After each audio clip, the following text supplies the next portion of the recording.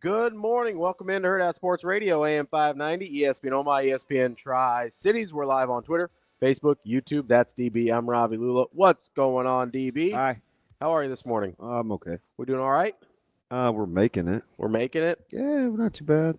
You gonna My back is literally shot though. What happened now? What happened this time? Oh, I mean, it's just bad. It's bad. It's bad. You should go see one of those chiropractors we were talking about yesterday. Yeah. Yeah, maybe I'll do that. Still mad at Carolina for selling last night. Yeah. Not happy. What happened?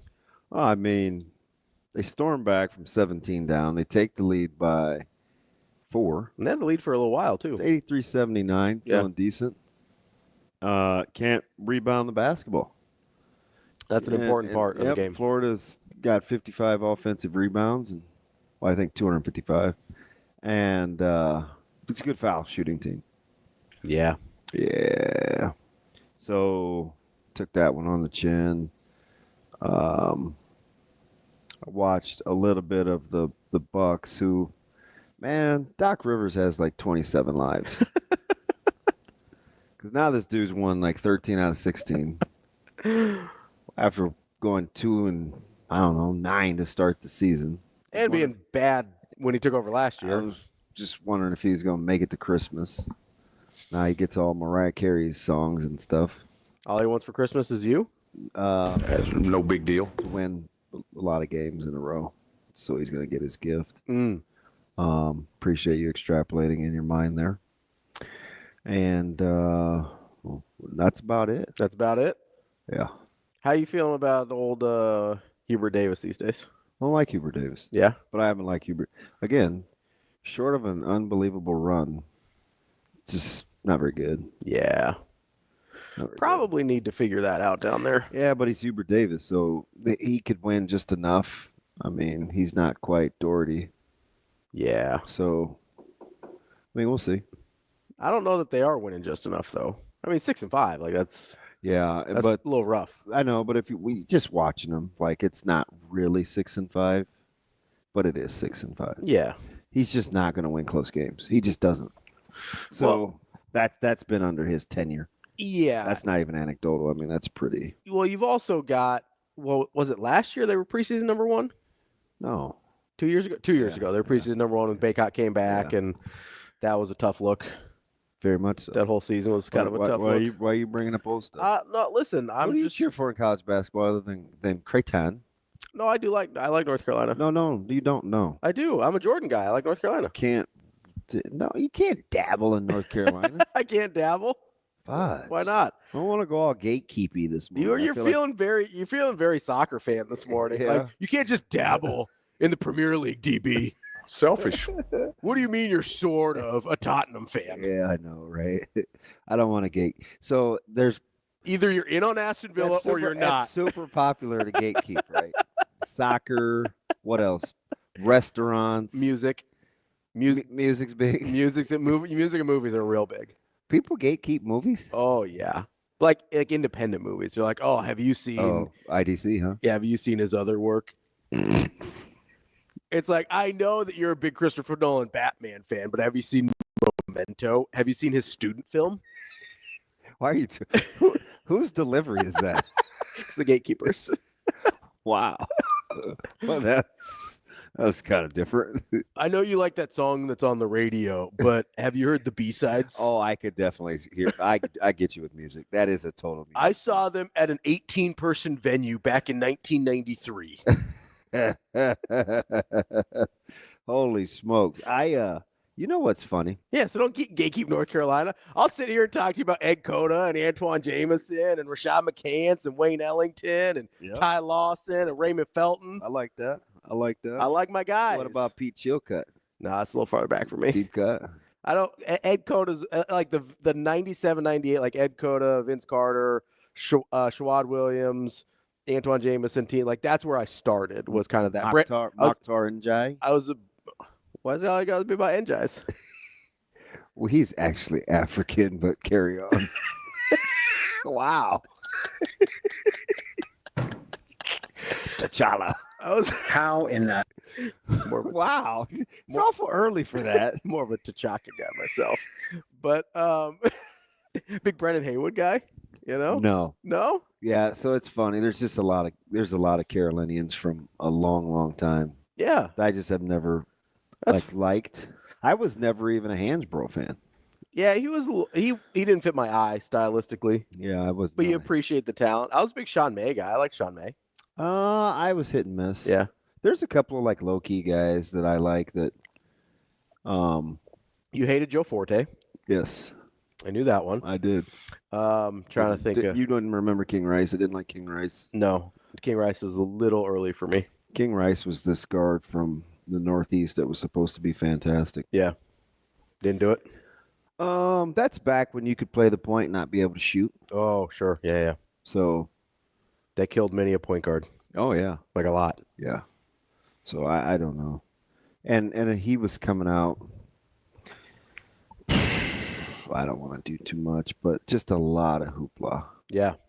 Yeah, a lot of hoopla. Was he one of those? Did he get the like New York City point guard label? Yeah. Because that's a big thing. Is Yeah, he's one of those New York City point guards. Certainly wasn't like Kenny Anderson. Yeah. You got your like or Fat Lever or any of these guys. Your what's his name? The old Mark Jackson, like your Mark Jacksons. The last one was like Sebastian. What is Mark Jackson doing? Is he coaching somewhere? Not like obviously in the NBA, but I thought he maybe got a job. Oh.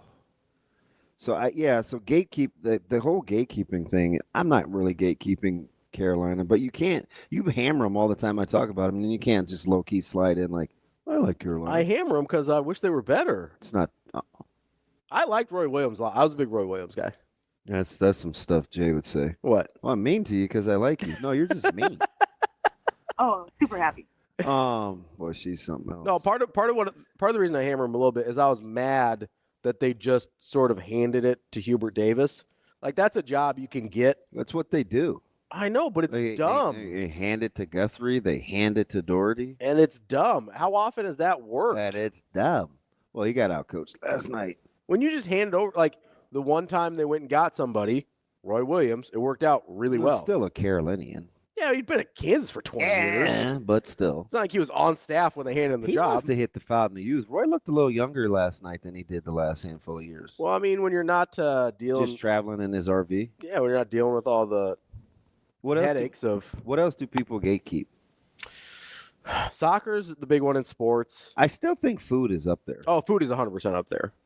100%. Because haven't you heard... Sounds about right. Haven't you heard the scuttlebutt with the revenue generator in Kansas City? Mm-mm. Like the eating establishments? Oh, no, I haven't heard. What's going on? You'll give me my group text strand? Also, what'd you do? I couldn't remember where I put my phone. So they're just tossing around like a couple of guys have booked hotels already. Mm-hmm. Right? Some guys got a block from like, Wednesday to Saturday, a Thursday to whatever, and they're going through barbecue spots. And I made the mistake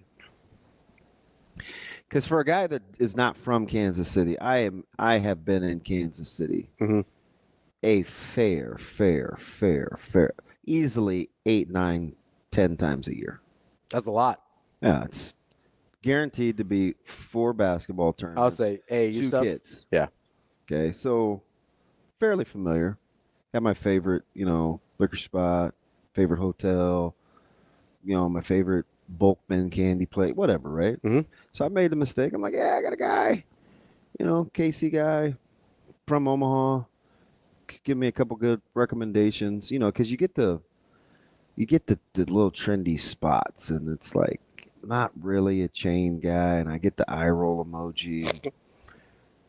I'm just like, there's just better places. Like I like some of the places that were being recommended, but it's fine. Like you can go to some off the beaten path. Are you gatekeeping the restaurants in Kansas City? Are you? I said, no, man. It's like these guys that own the Char Bar have another barbecue spot. It's a little knockoff spot that not a lot of people know about.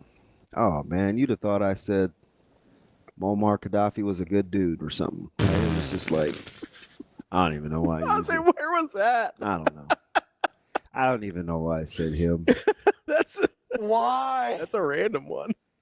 Yeah, that was kind of dumb. But you know what? That's me in a nutshell. I have no idea why I just pulled that. Sometimes I can follow the like train of thought, and Why did I use small market? Yeah, why I did you don't, put I don't Gaddafi know. there? I don't know. So, I mean, we're on that for a second. And, Fudge, I'm not going to be there very long. This is a quick turnaround for your boy. Yeah. I got to work. Right? Yeah, because I mean, you guys won't be down there Quick too turnaround. much ahead of time, right? Quick turnaround. Because it's a quick trip. Yes. Yeah. Be like the Iowa City trip, even a little shorter than that, though. Yep. Don't be long. 100%. So, I'm like, So, I mean, you'll still fly that, right? Yeah. So it's like a 30-minute flight. Trust me. You don't even get This to altitude. Boop, boop. This dude hates to fly. You think we're traveling or busing anywhere? He hates to fly or hates to drive? It's just, it can't be efficient enough for him. Okay. Yeah. I mean, it's about as I can't wait to see this bowl thing. Yeah.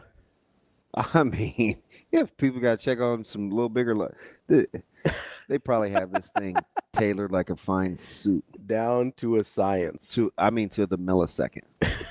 We watch. I still haven't seen the itinerary. When are you guys leaving, you know? 23rd. No, but like what time? So I asked my man, Mr. Bowling. Mr. Bojangles?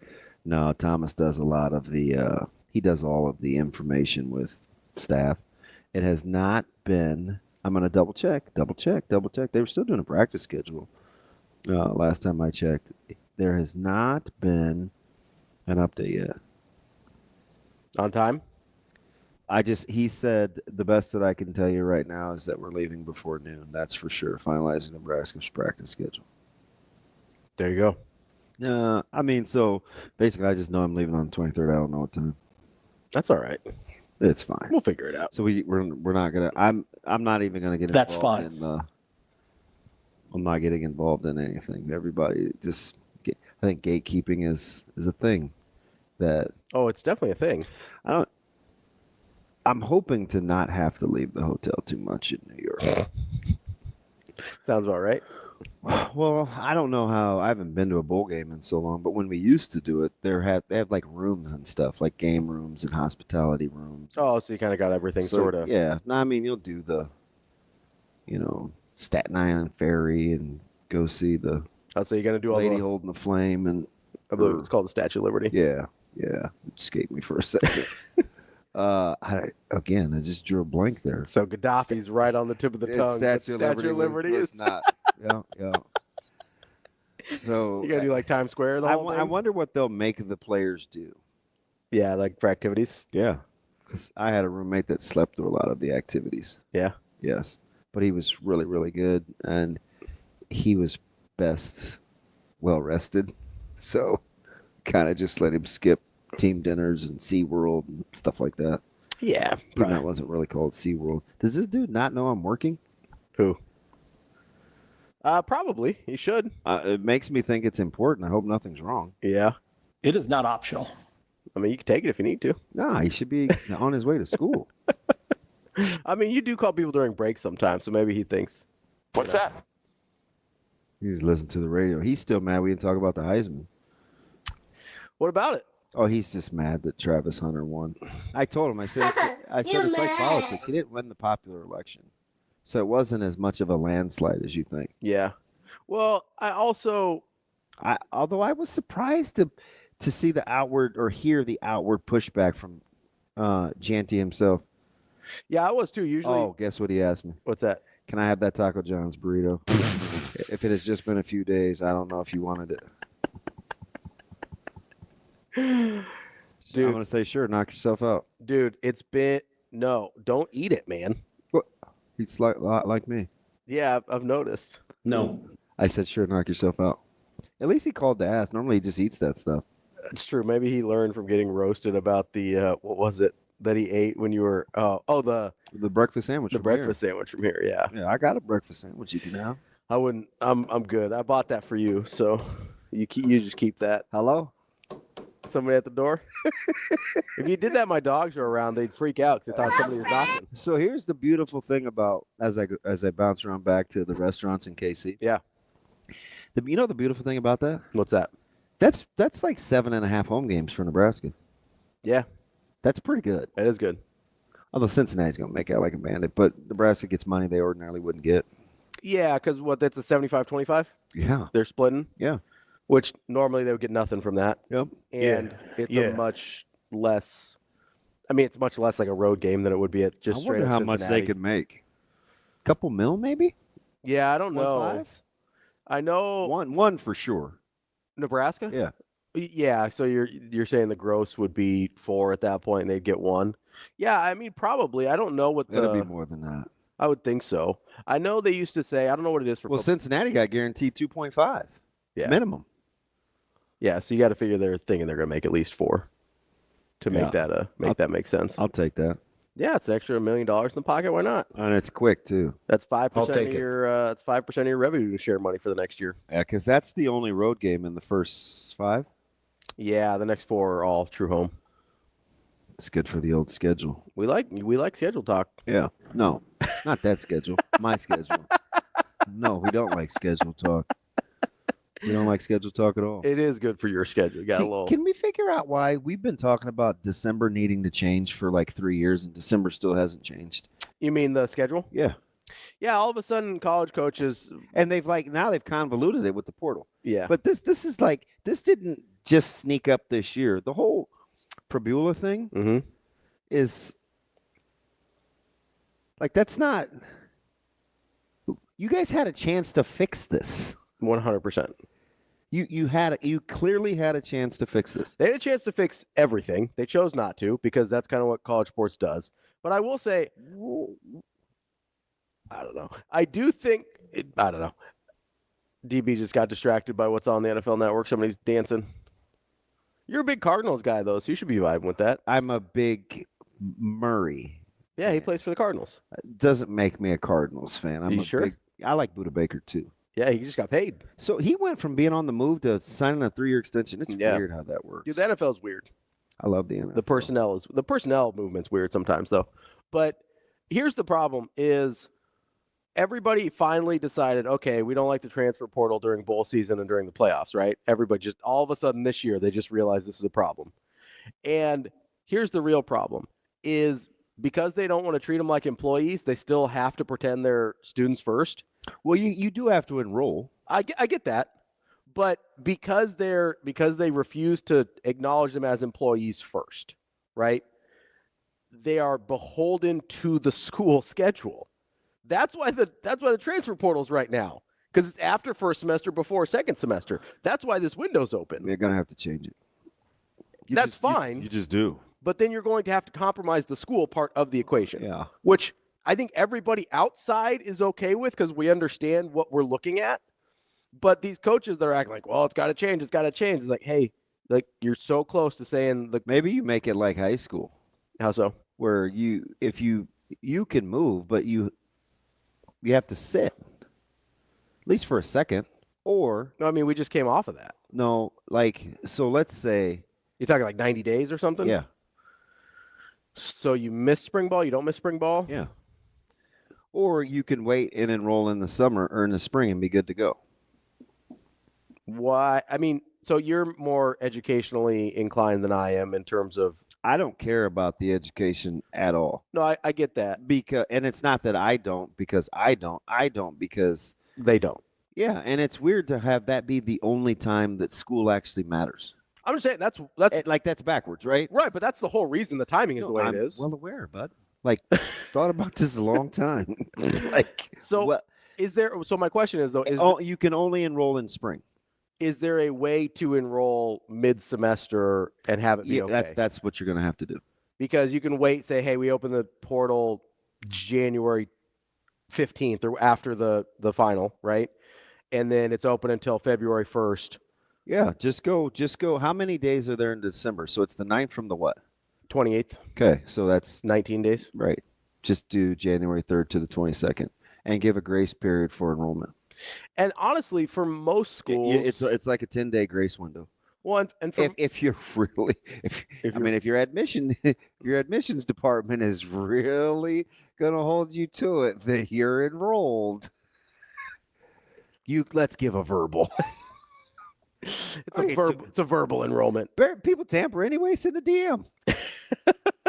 It's a verbal Hey, I'm enrollment. coming. Hold my spot. Well, if you think about it, though, so most schools, most colleges, I think, at least it used to be this way, they don't really start back up until mid-January anyway, right? DB just really say the lady holding the flame. Yes, it was easy. Statue of Liberty is what more commonly known as. Relax. But you're not inaccurate. It was an accurate description. It's true. You knew what I meant. I did. Cleaned it up for the listeners that may not have. J Swizzle Sticks. It's like funky giblets. Dude, danger. We got some names. Though. Yeah, we do. But like most colleges don't start enrollment until or don't start actual classes until about mid-January anyway. Right? I know. That's what I'm saying. So you're off from like mid-December to mid-January. Yeah. You're off almost a full month basically. So if you close that portal on the third week of January, you're what, a week late for classes? Yeah. So just make it work out, guys. Yeah, you don't do anything that first week anyway. Then you don't have to worry about. Cause I mean, who's West Virginia? West Virginia was missing their freshman of the conference at linebacker, and the Penn State deal is well documented. I mean, Marshall had to drop out of their bowl game. That's Marshall's fault, though. Yeah, it is. So can we just talk about that? I would love to. It was on the rundown all last week. We didn't. That's Marshall's fault. Yeah, they're dumb. They botched the Charlie Huff situation. That is absolutely their fault. So horribly. Don't be those people. Oh man, this Marshall. No man, like Marshall mishandled that. 100%. That wasn't due to some unforeseen circumstances. No, they bungled it. You treated your coach poorly. Yeah. And your players let you know we're not riding with you. Yeah. They let his contract expire. Yeah. So which never happens in college sports. Well, I mean, what happened to Marshall? No, Marshall happened to Marshall. I understand that, but again, the portal transfer window impacted that too. Now you might have those guys just sit out. Yeah. Anyway, and that's entirely possible with that situation. But if the portal window's later, maybe they play the bowl game and then they leave. I don't know. Who's coaching it? Somebody? They'll get somebody, huh? I'm guessing maybe they got the new guy in already. You want to do a second quarter interview with Rich Rod? Just have him up in the booth? Man. Should have been down there coaching. Although he couldn't help him on defense. Yeah. It's a little weird. It is a little awkward when you've got like the new coach watching his team play. Like that dynamic is always strange to me. So who was it last year that was actually patrolling the sidelines but not coaching? It was a bigger one, wasn't it? That's happened a couple of times. Yeah, too. It's super strange. I think it happened with Urban Meyer a few years back too when he took the Ohio State job. He was like in the booth still. Yeah, Urbanomics. Doing stuff. I was like, Urban, this is pretty strange. You were just recruiting for them 10 seconds ago. How about Branch Portland? We can talk about that. That dude is never happy. That dude's never happy, but I'm not sure I'd be happy with Lincoln Riley either. Well, he wouldn't let him come to the Jet Awards, so Matt and Lincoln Riley. Yeah, so bleep Lincoln Riley. Spring Bowl, man. That's important time. That's DB. I'm Ravi. Lulla, more Hurrdat Sports Radio. Coming up next. Welcome back, Hurrdat Sports Radio, AM 590, ESPN Omaha, ESPN Tri-Cities. We're live on Twitter, Facebook, YouTube. That's DB. I'm Ravi Lulla here at Hurrdat Sports Bar and Grill. We were talking about a little portaling from USC, your second favorite football team. Not true. Is that all right? Sure. I'll take that. I'll take that. it's in the neighborhood, right? I'll take that. Zachariah and his brother Zion Branch entering the transfer portal from USC. Zachariah, your 2023 Jet Award winner. Jet Award, baby. Who was unfortunately not allowed to attend the ceremony. Thanks a lot, Lincoln. It was kind of weird. Thanks a lot, Lincoln Riley. But during spring ball, it's a busy time of the year. That's what he told Seviere. Everybody else was there. I think that's how you pronounce it. I think that's right. Yeah, that's how I would have pronounced it. Seviere. Severe sounds so severe. I was gonna say harsh. I'm over you already. What'd I do? I think it started with Muammar Gaddafi. You started it with Gaddafi.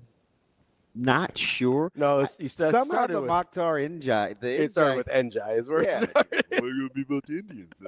It's not. He's African. No, I said about the Njais. You made an assumption about Indians. I was assuming you're right. You're right. Eric hit me with some Benningisms. I do have a few of those. A couple. Yeah. Gotta. But how about my guy? How about the DM yesterday, though? Which one? That guy made my day. Oh, yeah. Well, first of all, he warmed my heart, the cockles, if you will. Google that. That's those toll chambers things. You know, those valves. Yeah. That's where that. What is a heart cockle? Anyway, continue. Are you touched it. He Dude, touched it. You Google like my 6-year-old. She's a better typer than that. You know what's funny is I'm so good on the phone. I know. I'm terrible on the keyboard. It's maddening to even watch. I'm a product of my upbringing. He got my attention was sending me the picture of the dude eating the steak out of the Ziploc baggie. Yeah, that was funny. That was that was really I keep funny. telling you, there's nothing wrong with that. No, it was funny though. Leftover steak is not meant to be reheated. There you go. Third time's the charm.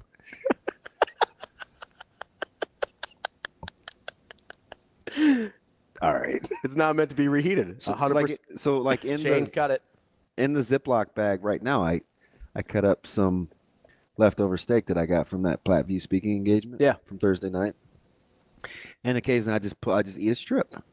It's fine. Mm-hmm. That guy was what did he say? He was eating it like a hot pocket? Yeah. So that was funny. But then he liked the whole, speaking of the Benningisms things, the and versus the but versus and. Oh, yeah. When you're having conversations, like the importance of it. Yep. Such and such. But that's when people say that, they're not listening. They're absolutely not listening. Yeah. But when they say and, they've acknowledged that they've. I just tell what I want to tell them is stay away from the people that their immediate initial response is me too. No, I'm serious. If there's like, in what sense? Like, give me an example. So like if I'm saying, Coach Rule he's talking to the players and he's like, hey, listen, these long hours, we've got to make sure we do this and this. I want to be efficient with my time, our time, with the work schedule and the players' first response is, well, us too. You know what I mean? Yeah. See, they're not absorbed. They're not processing the information relative to how it relates to anybody else. It's only through their prism. Yeah. It's a selfish viewpoint. So the more people do that, the more they're not listening. Yeah. Like, be careful with that. Right. But anyway, the Statue of Liberty thing, it seemed like it just seemed easier to say the lady holding the. Okay. Why? Can you at least wait for me to finish before you laugh? I'm sorry. Go ahead. No. It seemed easier to say the lady holding the flame. Yes. Was there a follow up to that? Than the Statue of Liberty. That's not really a Benningism. It's just one more dumb thing that I've said. Yeah, I wouldn't consider that a Benningism. I feel like you have to say it a couple times. Yeah, but next time, believe me, I will say the lady holding the flame. No, I'm gonna say Statue of Liberty. Oh, like the Calgary Flames? It's Calgary. Wow. I thought it was Calgary. No. Like a tandoori? Steven asked me how I feel about leftover pizza. I don't even like pizza. Yeah, DB doesn't eat pizza. But what I will hard. What I will do. What's up, Maddie? What I will do is I will tear the top off of day old. Like the toppings? Yeah. The cheese and. So Gavin Felix at Nebraska Public Media always gives the hosts a pizza. Mm-hmm. Like, here, just take it, guys. Me, Jay Moore. Yeah. Gas Can, all the guys. So he gets me it took 4 years to get thin crust, number one. So good on him because now he does it all the time. I'm a big thin crust guy. Thin crust meat lovers. Yeah. So you just tear the toppings off and. I will keep that. It probably drives my family crazy. I will keep that pizza box a week. And guess where I store it? In the microwave? Too big. Oven. Yes. Put it in the fridge, man. No, you put it in the fridge. There's tomato sauce on there. You're going to get botulism. There's very little sauce. You can't get botulism from sitting tomato sauce. That's literally how you get botulism. You know how long that would take? That's literally how you get botulism. But do you know how long that process would I don't know how long it would take. So anyway, I've eaten the tops off of. Yeah, pizza's fine. Numerous pizzas. Cold pizza's way better than warm pizza. Pizza's not good. Tell that to your friend. Yeah, I think he wants to fight me. Did you not show up again last week? No, I said hello. Okay. I talked to him, but he's just venting. Do you think Coach Rule? I think he wanted me to help him with the deliveries, and sometimes I do. Yeah. And I for sure always help load him up. Yeah. But I didn't do anything this time. Do you think Coach Rule would get mad if I called him Maddie the same way Vers did? No, but Coach, I would not call. There's only one Maddie, and it's usually Virgil, so I shouldn't have said Maddie. Yeah. You think I could call him Maddie, though? Probably not. Rule, not verse. No. No. All right. Well, No. it's all right. We'll figure it out. No. No, I don't think that will fly. We'll figure out a best friend's nickname. It's fine. Kind of vibing with Kobe. The crust is terrible. Just get some saltines, pizza sauce, and toppings if you want that. Strong opinions, Kobe. Shocker. I love a thin crust. Big thin crust guy. So back in the day, I used to eat lavash. Back in the day. Oh yeah. So when everybody was going to what's the popular place in Lincoln? I used to think it was fine dining when you were in school. Laszlo's. Oh, okay. I wasn't eating ribs then and some of the other stuff that they're kind of known for. Because I didn't eat ribs until I was like 42 or 3. Really? Maybe. Yeah, just not a rib guy. All right. I don't like sauce. So I had to get older before I could learn how to Cook it manipulate without that. yeah. Gotcha. And so I would get their lavash. Yeah, lavash isn't bad. It's a little too crackery for me. That's what Kobe's talking about. Yeah, it's a little too crackery for me. I like more of a traditional like crust, even though it's like a thin crispy. I did. But there is a difference between a thin crispy and a lavash. Because what's his buckets? Who's, by the way, is always super snarky, but he's funny on Twitter. I think it was it Drew? It was somebody that was talking about how he's worried about me getting food poisoning. I did throw out that old fried chicken. That's good. It's officially in the trash. That's for the best. I do also like New York style, kind of the floppy thin crust a little bit. Like Burrs has a New York style. I see a guy that does food reviews on TikTok. Yeah. He goes, trying bleep so you don't have to. Yeah. Day such and such. It's like, and he always does this thing where he goes, and it drives me crazy, and I have to like try to hurry through it. But he's a big crust connoisseur. Yeah. So he'll do like the topping consistency versus the pizza. You know, you don't have to watch videos of people that bother you. You can just skip right by them. You just scroll right past. Like if he does this thing every time that you really don't like, just you don't know if he's always gonna go if he doesn't like it. just keep on. Yeah, keep on So it's like trucking. a crapshoot, Ravi. So you Part of the allure is not knowing what you're gonna get. is not knowing if he's going to do the thing that you hate. It's an unbelievable surprise. It from my research, it looks like the cockles are not a real part of a human heart. No, It looks like it's a seashell that is shaped like a heart. I thought those were conchs, as in fritters. Conch is just a different type of shell. They're more like bulbular. Oh gosh. Dude said Ferris Bueller. It's too early for that. Nobody said Bueller. Bulbular. More, He's had some. more. Are you wow trying to say moments. bulbular? That's what I said. No, you said Bo Bueller, like it was first name, last I name. said bulbular. That's not what you said. You said Bo Bueller. No, I didn't. What does bolstered mean? Hold on. Bulbu. We're gonna get chastised. No, I think it's fine. I think it'll be all right. To read Hot Dangers, don't say that word out loud though. Just read. Bulbular? No, just read the comments. Oh, T-Mac, I have been there for pizza. It's good. I agree. I'm not going to New York for pizza. No, Rest assured, I won't have a slice. that's a place in Omaha. Oh, all right. It's just that style of pizza. Eric, no. The answer is no. Pineapple belongs nowhere near. That's DB. I'm Ravi Lulla. Although, if you feed your dogs pineapple, they won't eat their own poop. True story. We'll be back more Hurrdat Sports Radio. Sports Radio, wrapping up hour number 1. That's DB. I'm Ravi Lulla. We're on AM 590, ESPN Omaha, ESPN Tri-Cities, as well as Twitter, Facebook, YouTube. We've got you covered wherever you may be listening. We appreciate you. DB, I'm going to set up the show real quick before we get back into nonsense. Is that okay? You're making weird faces. I'm going to look straight ahead here. At 8 o'clock, we got our guy, Brian Christopherson, Husker 24/7. No, it was what popped into my head. At 9, we've got our guy, Mitch Sherman from The Athletic.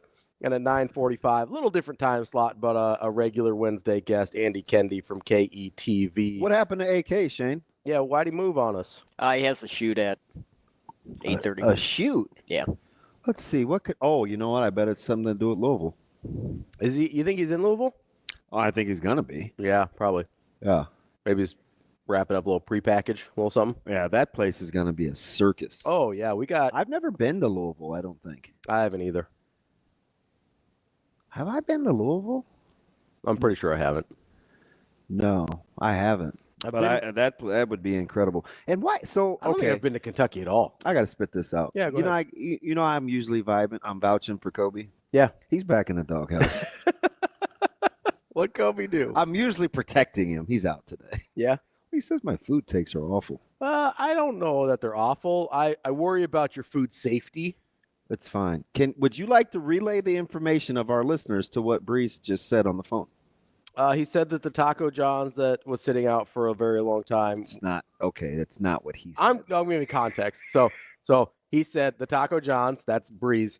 Then my commentary, that was sitting out a very long time. God, I can't stand And then back to Breeze. He said is actually really good. Yeah. He said it was way good. Yeah, way good. Sorry, way good. Not really good. Yeah, like I said. You guys just you hate for no reason. No, I wasn't worried about the flavor. I'm worried about the time and temperature. It's fine. For food safety. All the bacteria that had grown in the scrambled eggs in there was.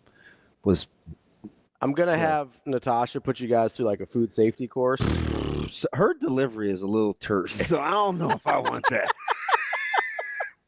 That's because because she probably give you a little quiz, be like, okay, DB, after I love how you do this gentle voice. That's not her delivery. No, that's how she would start. She'd be like, okay, DB, from what we've learned today. Wow. So she talked to me like I was 4'2". That's incredible. Given the context of what she knows about your food safety, yeah, probably. So if and for the record, let's just get this out of the way. Mm-hmm. If I could cover up the space, I would get rid of the microwave. I don't need the microwave. I don't use the microwave. Right. You just use it for storage. People use it to like warm up soups and coffees and stuff. Mm-hmm. That's it. And I don't eat any You're not of a big soup guy. Or coffee. So, like, that's cool. I've been vibing on some egg drop soup recently. I like egg drop soup. It smells like trash. By the way, for the bowl game with guys going, I forgot before I said this. So I do think Nebraska is doing this thing because now I know how their practice schedule is being set up and how it's being ran. Mm-hmm. They could do anything with anybody that's on campus for the most part. It's almost a free for all. Like they could play if they wanted. Yeah. So like if Cade Vermoss, for instance. Yeah, but no. I know he's not going to. Yes. For instance. Yes. Yes. Not saying he's going to. For instance. But if they're like, hey, you've been practicing, you're enrolled, go play special teams. Yeah. Have fun. Yeah. Or go. You will see some differences in special teams. So that'll be interesting to see. Yeah. Do you think you're going to see any Indian enrollees play? No. Okay. They could though. They're not ready. But technically they could. Yeah. Somebody would get hurt. Sure, yeah. You don't want that to happen. Somebody would get hurt. It is wild that it's even possible. You haven't even really had the rigor. No, I know. But like it's wild that it's even a thing that could happen. So theoretically. Were you surprised that Lacey committed so soon? I guess a little. And that's totally fine. But I do wonder, usually the later somebody hops in, the more in my head I think they've already got a destination in mind. Which is why Branch has the do not contact tag. Yeah. That's funny. We say tag. Is tag the proper term, or is that just like a game of telephone where we just spread it? I think it's called tag because when you look at the actual portal, which I don't. No one that isn't like a coach is supposed to have access to it. But it's basically. Are you sure? That's not supposed to have access to it. Let's just act like that wasn't on air. So you've got the names. It's like a database. Oh my gosh, Travis! They put it as a tag. What's up? What did Travis do? Oh, I thought he was saying I have kid food takes. I don't. No. I love kids. You do love kids. Actually, I do. It's unfortunate. No, it's part of your personality. You like kids. That's great. You care about the future of children. I still am all in on. I'm still all in on Nebraska's running backs room. Yeah, I don't have a problem with it at all. And you know what else? I still think it's only fine. I don't know what Jamarian Parker is, but do you, if he's healthy, yeah, he's gonna be good. Yeah. So I haven't seen him yet, so I trust you. But in terms of, I don't think it's that much different losing a Dowdell than it is. So remember, 4 years ago, we were wondering if we should have 6 scholarship running backs in a room, and if that was too many. Mm-hmm. That was a real hot topic. You want 4? 5 for sure. Yeah. Okay. Now, apparently running backs are hard to keep happy, too. They may be a lot like quarterbacks. Little diva-y. Really? I didn't mean you specifically.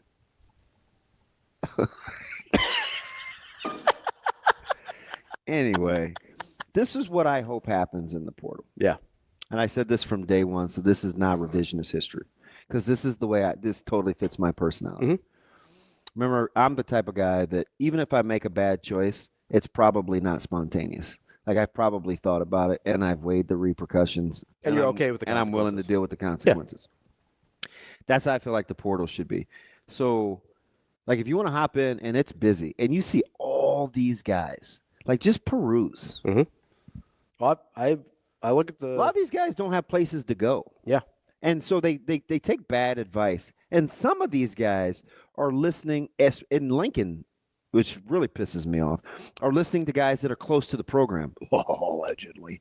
The whole sheep and the wolves closing and the hen house and whatever bad analogy you can think of. They need to tighten that up too. But anyway, if I'm Nebraska, and I said, listen, the portal giveth and it taketh away. You'll learn to manage it. Mm-hmm. You will. You're like, okay, cool. You got freedom of movement. You also have the ability to be told no too. Mm-hmm. Like, it's always a two-way street. It just fits my personality. So the longer that these guys, I'm not going to say get stuck, but that aren't it's not as rainbows and butterflies, right? When it really gets down to it, because you're starting to hear these stories. Well, they didn't follow through on their NIL, or they never got paid, or see, that's what happens. And remember, they're not really like contracts per se, unless you're legit. Yeah, like really, really good. And getting it in writing. They're like these handshake agreements. So I'm okay with Nebraska and schools just being like, no, don't come back. Don't. And this is the same thing that I said about in-state guys, but I'll say it over. Mm-hmm. If you're an in-state guy and you say no to the state school, they can wish you the best and cheer for you, but if you want to come back, it better be for something good. Mm-hmm. Right? I don't have any problem. Like, that's how I think. Right? Same as if you're Dowdell or some of these guys and you want to hop in the portal and you were good a week ago and now you're really not, and you keep listening to this, that, and the other, hypothetically, you get what comes with that. Yeah. Right? You don't get the chance to what does DJ always tell me? You don't get this life without him in it. Mm-hmm. So, like, it's just part of the deal. So guys that want to come back, and I'm looking at that running back room and I'm like, okay, I got EJ, I got Mekhi Nelson, I'm going to have Parker. I'm probably forgetting one. Anyway, Booth will be coming in. I don't think people Booth, think he's ready. But. So you know what is ready about Booth, mm-hmm. and maybe you are or aren't enamored with his ability. You know what I am enamored with? You don't have to babysit him. Sure. So, like, whatever that guy's going to do, you don't have to tell him twice. And I have no idea if he's ready or not. To be fair, I don't. So, like, I like that room. Mm-hmm. You know, I like Nelson before the free world even knew he existed. Nelson all year. So early. I'm okay with that room right now. And they'll probably go get another guy. This is terrible. They'll probably go get another guy. A running back. Yeah. But you can always go get one. Well, especially this year. Knock it off. No, I'm serious. What? We just talked about there's going to be guys left out in the cold. Yeah. So just go get it. Do you want a left out in the cold running back? If you're just looking for depth, and let's be clear here. What running backs? Listen. Hold on. Let's be clear here. There's going to be some good players left out in the cold. Yeah, 100%. This year. So there's nothing wrong with getting a left out in the cold guy. Yeah, but this year, what running backs do you know that like to be left out in the cold?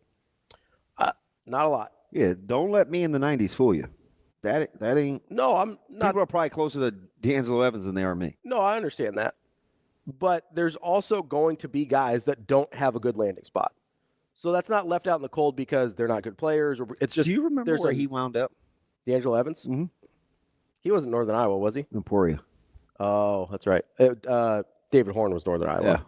Yeah. Big David Horn guy. Yeah. Central? Good pool. Yeah. It's not a Central thing. It's a David Horn thing. He was from Central. Correct. Yeah, I wasn't saying it's a Central thing. I was just identifying his roots. I like seeing you squirm. I like turtles. This is why I'm mean to you. That's not why. It's just ingrained in your DNA. It's part of my personality. I can't help it. Yeah. Well, I know. I didn't realize it was Emporia. Yeah. That's a D2 school. I don't know if people know that. Right around the corner from him, though. Yeah. And listen, Jello's fine. I'm just saying, like, back in the day, those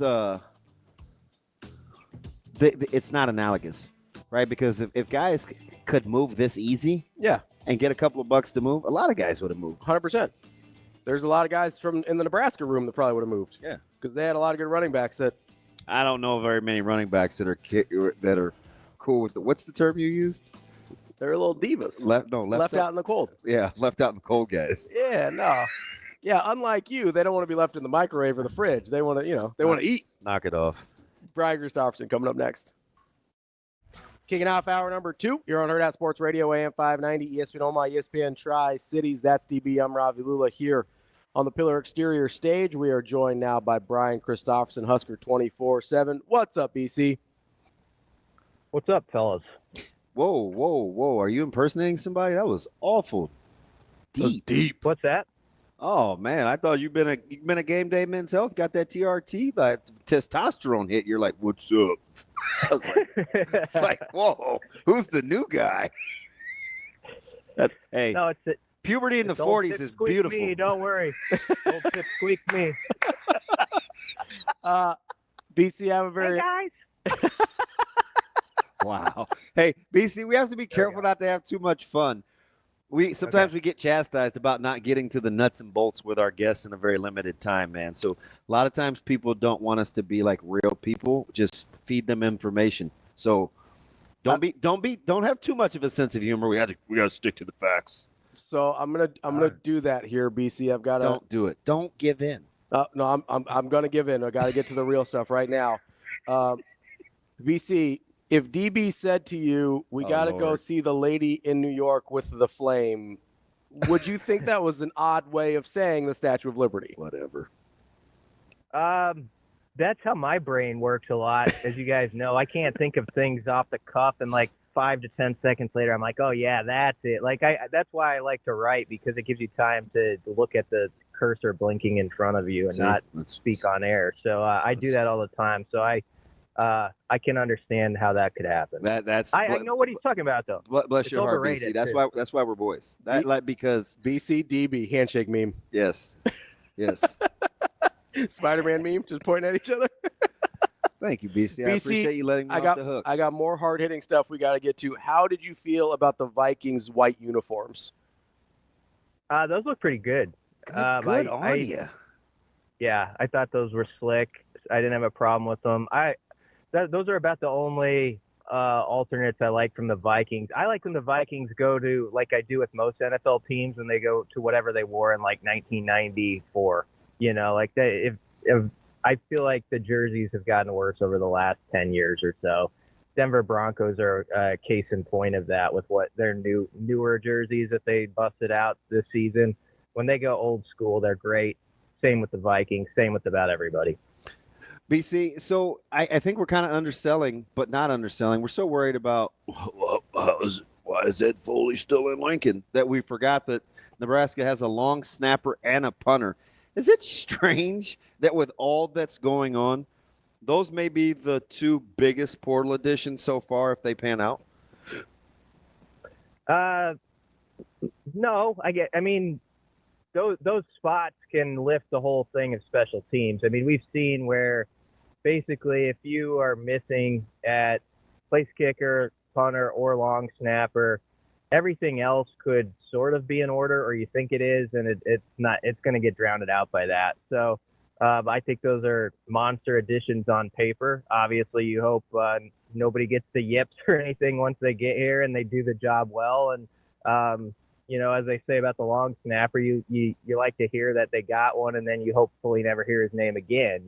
That's sort of his job, is to disappear and just handle business so we don't speak of it. But it would have probably helped Ed Foley get to sleep a few nights this fall if a couple of those things had been a little bit better, particularly the long snapper. So it was definitely a need, and at least it's a case where I have remembered when Nebraska's added a position like long snapper before, and people are like, why can't they just find someone on the roster and all that?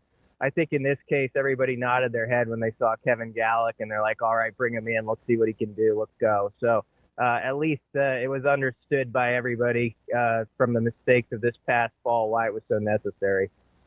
BC, as you're kind of looking at the transfer portal and the additions, obviously some specialists have been landed, but is there, like, what is your desire to see them find a return man, or do you like what they've got internally already?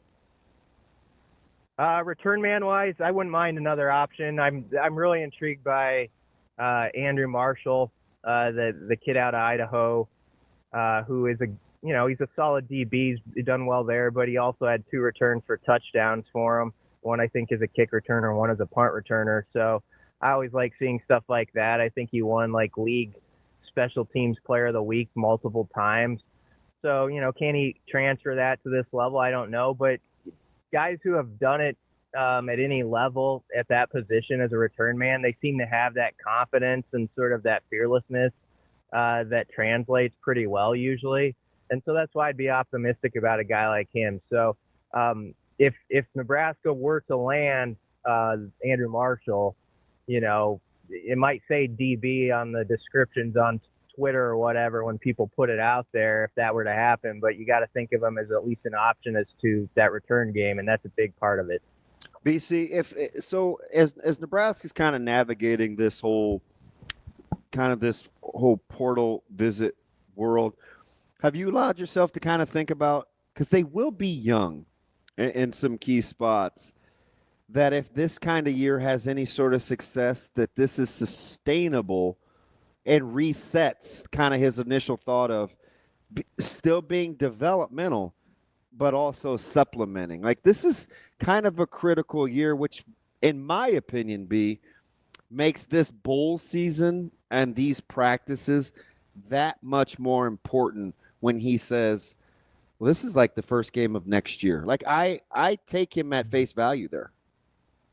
Yeah, I do too. I think it's really the way you have to look at it. That's been a shift in my thinking too. I never thought of it as at the start of the new season as much. And it's I was just thinking about this, how if you had asked me like 4 or 5 years ago what I would do if like I had some young players in my system that I liked, but I also had seniors at that spot sort of in front of them, what I would do in the bowl game, I would have said, well, I'll play the guys I played most of the season because it's still a game, and every game Nebraska steps on the field is important.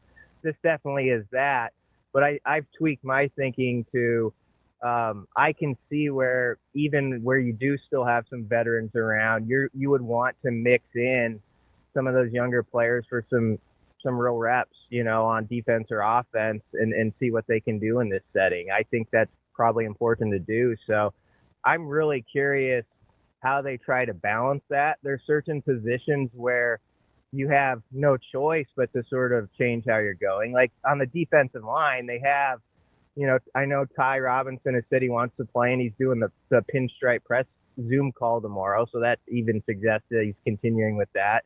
You have Nash, who I know has had some knee issues, late in the year. So we'll see there. But you go through the rest, and you're going to have to get more snaps out of Cameron Lenhart, whomever, Riley Van Poppel, guys like that. And we're at such a weird time, guys.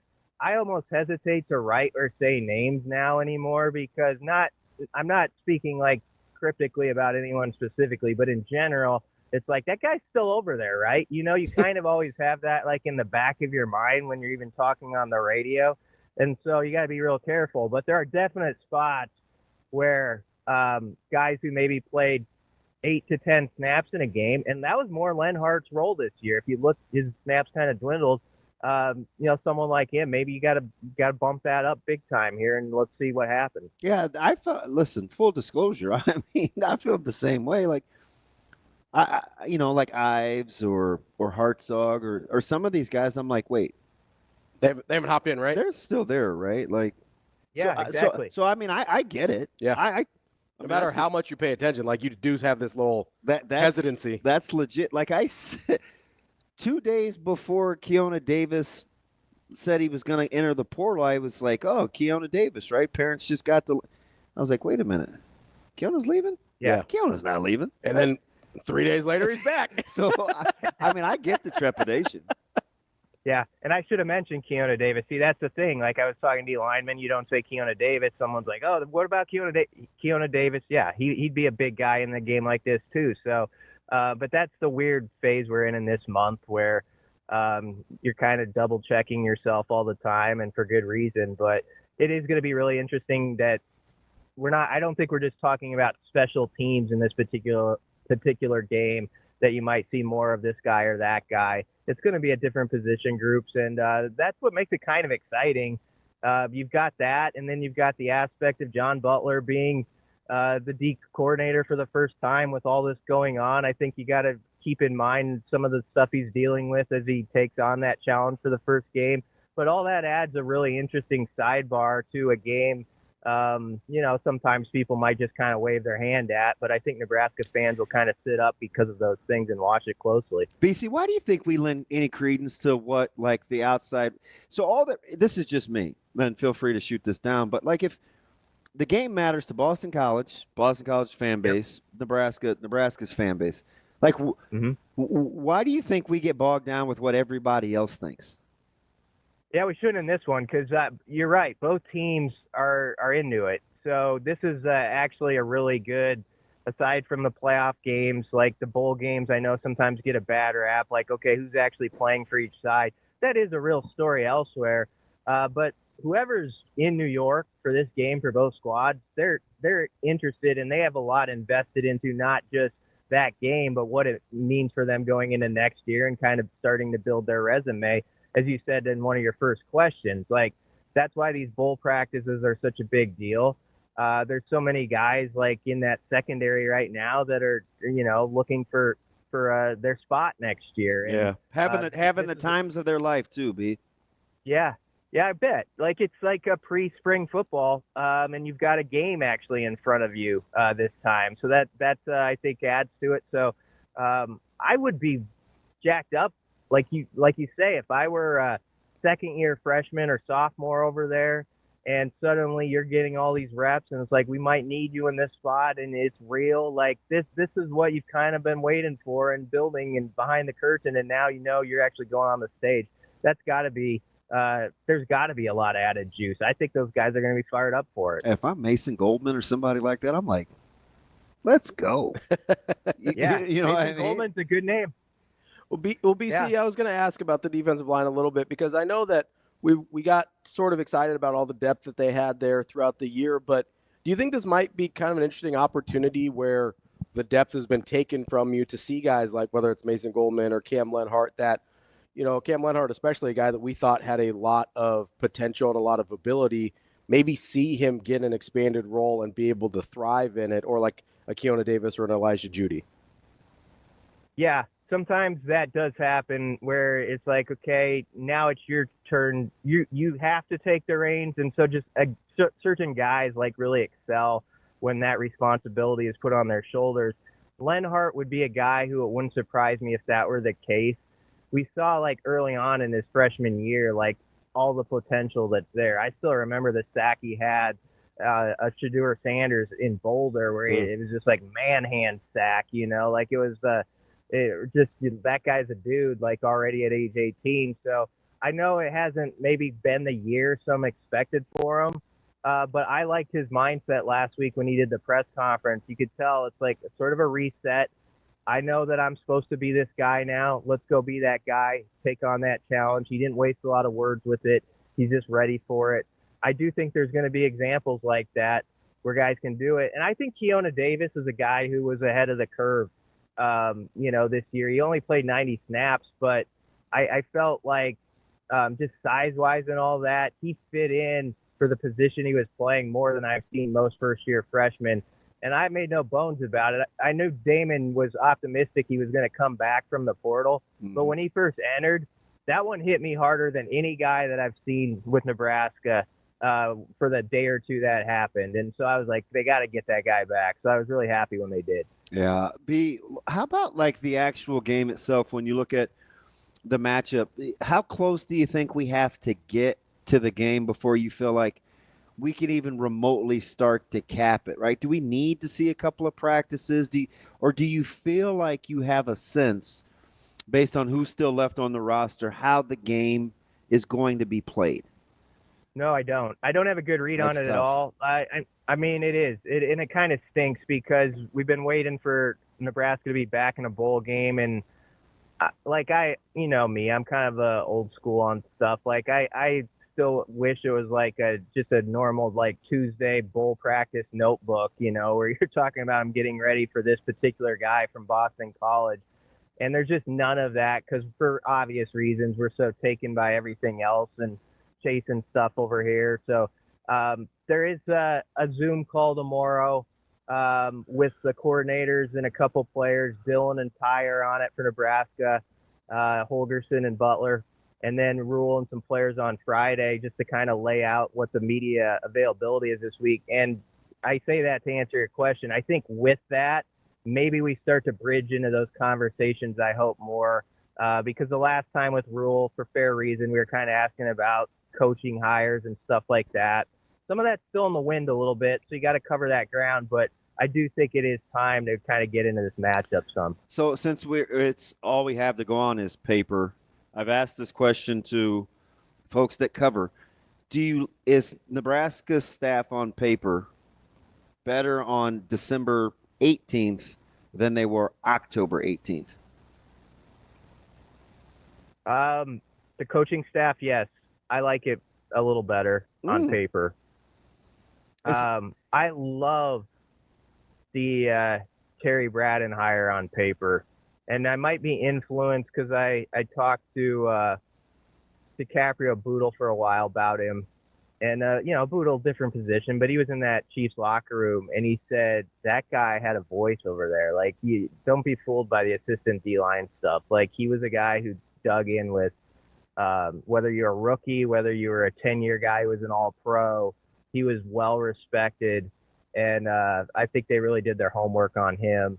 And then, you talk about the DB's coach, Addison Williams, and I know some of this stuff hasn't been made official yet, but he's been a D coordinator at 3 different times, and I'm always impressed when you've had that responsibility. And Gus Malzahn really trusted him. I mean, not just recently, but like in 2019, Addison Williams was his assistant to the head coach in title over at Auburn, and so I mean that's a guy who Malzahn, I know some people, he's lost his luster a little bit, but let's remember, he was one of the names in college coaching for a little bit, and he thinks a lot of this guy. So I don't know. It's just that you talk about the experience and sort of how it could play off each other on paper. I actually like it more. Hasn't lost his luster with me, BC. I love Gus Malzahn. I was just getting ready to say we're sitting next to a big Gus honk over here because we have to talk about this dude randomly at least once or twice a week. He's better than people remember. That's all I'm saying. Good head coach. He's still thinking of Trey Mason and Nick Marshall. That's the Gus Malzahn he's thinking of at all. Yeah, I mean, I have some nightmares for the first half of the 2013 National Championship game. I'm not going to lie to you. No, I've always been really impressed with the stuff that he runs and all the window dressing. And it's simple, but it looks complicated. I like it. There's a lot going on there. It's good stuff. That's all. I'm just a big Gus Malzahn fan. I don't know what's wrong with that. Well, I'm glad to bring him up. Glad to get him on your show for you. I appreciate you helping me hit my quota this week for Gus Malzahn talk. Hey, B, how are you guys doing what's the breakdown for the 24/7 crew? I'm flying out on Christmas. I'm leaving from Kansas City because I got a better rate. There's and a I'm couple of players' families doing that too. You may be on a popular flight. All right. Well, I'll look for them. So I'm leaving the 25th, and then I don't actually have lodging that night. I could be staying at the JFK in Terminal 4, but who does? That's okay. Kind of a little adventure. Bruns gets in the next day. But you're within a week, man. Yeah. You probably need to figure that out. Like he just says it all carefree. I don't know where I'm staying. No, I don't know. I told you where I'm staying. That's where I'm staying. I know I'm going to do that. So I've already planned in my head that I'm going to do that. So you going to pull Tom Hanks, just sleep in the terminal? Like, what's going on? Yeah.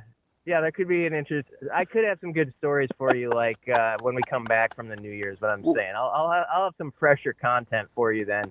But that's my plan. And then Brunson's coming on the 26th, and the team I know leaves the 23rd. But I don't think there's going to be any media coverage out there till like the 26th. So that's what I think's going to happen. So I was going to go on the 23rd at one point, and then I realized nobody in the Nebraska media was doing likewise. And so I decided not to spend the extra whatever $800 it was going to cost me to spend those 2 days in New York. So. Yeah, this is a total first world problem, but if it wasn't easily done for me in terms of accommodations, I wouldn't be leaving with the team on the 23rd either.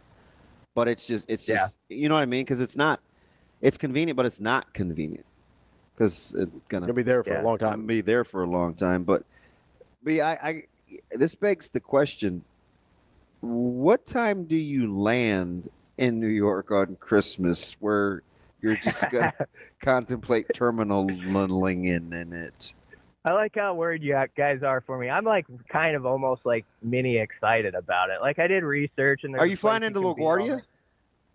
No, it's JFK. LaGuardia, I read, will kick you out from like 11 a.m. or 11 p.m. to 4 Shocker, you've done research. I am so surprised. So you're flying into JFK specifically so you can sleep in the terminal? Yeah. They said there's spots you can do it. That's incredible. So I've kind of looked into it, and bless your heart, BC. I don't know. I sound like a cheapskate, but no, you sound like you. Like this is the most BC thing ever. So what time is your flight scheduled to land on the 25th? About 9 o'clock, 9:30. And I don't want to make it seem like my company wouldn't pay for that. They would, like if I went and got a hotel, but it always looks better. Like it's like, okay, I could save $300. Yeah, like you're just low maintenance. I'm gonna do that, not draw a lot of attention to myself. Go straight over. I've got it planned out how to get to Fordham University where the practice is on the 26th. In my head, this is like a fun adventure. It's not a headspace you want to get inside a lot. But I'm looking forward to it. So can I just ask one more follow up to that? Are you a sleeper? Yeah, I mean, that would be fine with me because that airport is almost never going to be quote unquote empty. So and DB doesn't sleep, so he just wanders around. So I mean, I guess I could just walk and wander, but can you like sleep up? Like, are you planning on like posting up and like actually sleeping? I think I need 2 hours. That's what I'm thinking. Okay. So it's like give me 2 or 3 hours, and the rest is what you're speaking of: walking around, just being a people watcher, maybe writing a couple things. Probably not spelling some of the words right at that time, but whatever. So that's my plan. So not a plan that you should actually lay out publicly because it's a little embarrassing, but that's what I'm going to do. So I'll tell you how it goes when we get back from the break. Hopefully you'll see me, Damon, at the stadium at least on the 28th, and then I make it. So that's what I'm going with. Unbelievable. BC, BC for pads at JFK. This is going to be a real deep cut joke that you may not get, but if a man comes up to you and he's trying to get medicine into the country, say it's goat medicine. That's what you need to tell him. Wow. All right, I got it. Thank you. I'm glad somebody did. BC, we appreciate it as always, and we wish you the best. I hope you live tweet your overnight experience at JFK. Okay. I would enjoy that. You're still the GOAT, BC. Appreciate you. All right. Enjoy being on, guys. Thanks. That's Brian Christopherson. That's here 24/7. Really still the GOAT. Really? Incredible. Have you seen that movie? No. You've never seen The Terminal? No. You seem like a Tom Hanks guy. Probably not. No? Maybe 2 movies or 3. Look at me. I'm the captain now. Knock it off. That's DB. I'm Ravi Lulla. More Hurrdat Sports Radio coming up next. We're halfway through the show here on Hurrdat Sports Radio, AM 590, ESPN Omaha, ESPN Tri-Cities. That's DB. I'm Ravi Lulla, reminding you to get out to Foaling Warehouse, Omaha. It is a great place to hang out with your friends, to have a business meeting. Maybe you got a bunch of family in town. You want to get out of the house for a little bit. Check out foalingomaha.com. Check out their hours. You can reserve the lanes. And especially if you're going there with family over the holidays, they've got 2 huge bars, which I'm sure will be necessary if you're hanging out with your family. You can also bring your own food. Check out FoldingOmaha.com for more Don't forget, you got the information. private section too. Oh, you got the VIP sections. That's right. Yes. If you don't know what it is, it's like bowling, but with a football. A ton of fun. Make sure you go check it out. DB. What do you want now? I just thought we might talk, have a little conversation, just Busy watching George Kittle give away gifts. I like George Kittle. I do too, actually. Big George Kittle guy. Seems like a decent dude. I wish he would do something about his hair. Bothers me a Even though little he bit. hates Nebraska, I do like Kittle. I know. If that's his only flaw, is that he hates Nebraska. And I get it. He's an Iowa guy. He comes by it honestly. Yeah. He is just, maybe one of my favorite 49ers of recent memory, though. Love George Kittle. That's an odd take. Why? Because you kind of are protective of Nebraska. I am, but I'm also, it's been really not hard. It's just, there hasn't been a lot of 49ers that I've identified with recently in the sense of I just really like how they play. You identify as a 49er? No, I identify as somebody who likes his football players not to be full of drama and nonsense. So a lot of the guys on the 49ers don't apply right now. Yeah. Like I need Debo to just chill. Yeah, Debo's like just chill and play football. You Debo. don't play the game the way Debo does, and be any kind of normal, be even killed. Yeah. But so not my favorite there. I like Ayuk, but banged up, and I don't love that. And glad you guys ponied up. I like it's a good investment this year. I like Christian McCaffrey, but I'm just always waiting for his Achilles to pop off. It might be a minute for C-Mac. Yeah, and so I'm a little worried about him. I like Brock Purdy, but I don't really have a special. Okay, I'm good on the Niners. I don't have a special attachment to him. I'm good. It's either Kittle or Juszczyk. I love Juszczyk. Love him. I don't know why. I love Kyle Juszczyk. Weird. It's nobody really any different that are your faves. What do you mean? Oh, I don't know. What do you mean? I don't know. What do you mean? It's hard-working, blue-collar guys. Ravi, all the way. What do you mean? Listen, if any of our other players were a little less dramatic, a little less diva-y, a little healthier, I'd enjoy that. I mean, nothing says drama like old Fred Warner, but nope, not good enough. And it doesn't really matter with Brock anyway, because eventually he'll be a Raider. So I'm an offensive guy, this. Yeah. You're offensive, all right. You got that right. I'll be honest. Patrick Willis broke my heart a little bit with the early retirement. Is that what it is? Traumatized? Yeah, I was a little bit. I was a big Vernon. Once you go Willis, you never go back? I was a big Vernon Davis guy. I loved Vernon Davis. I thought you said low maintenance. I learned my lessons. Maybe it's just 85 tight ends. Just like tight ends were in 85.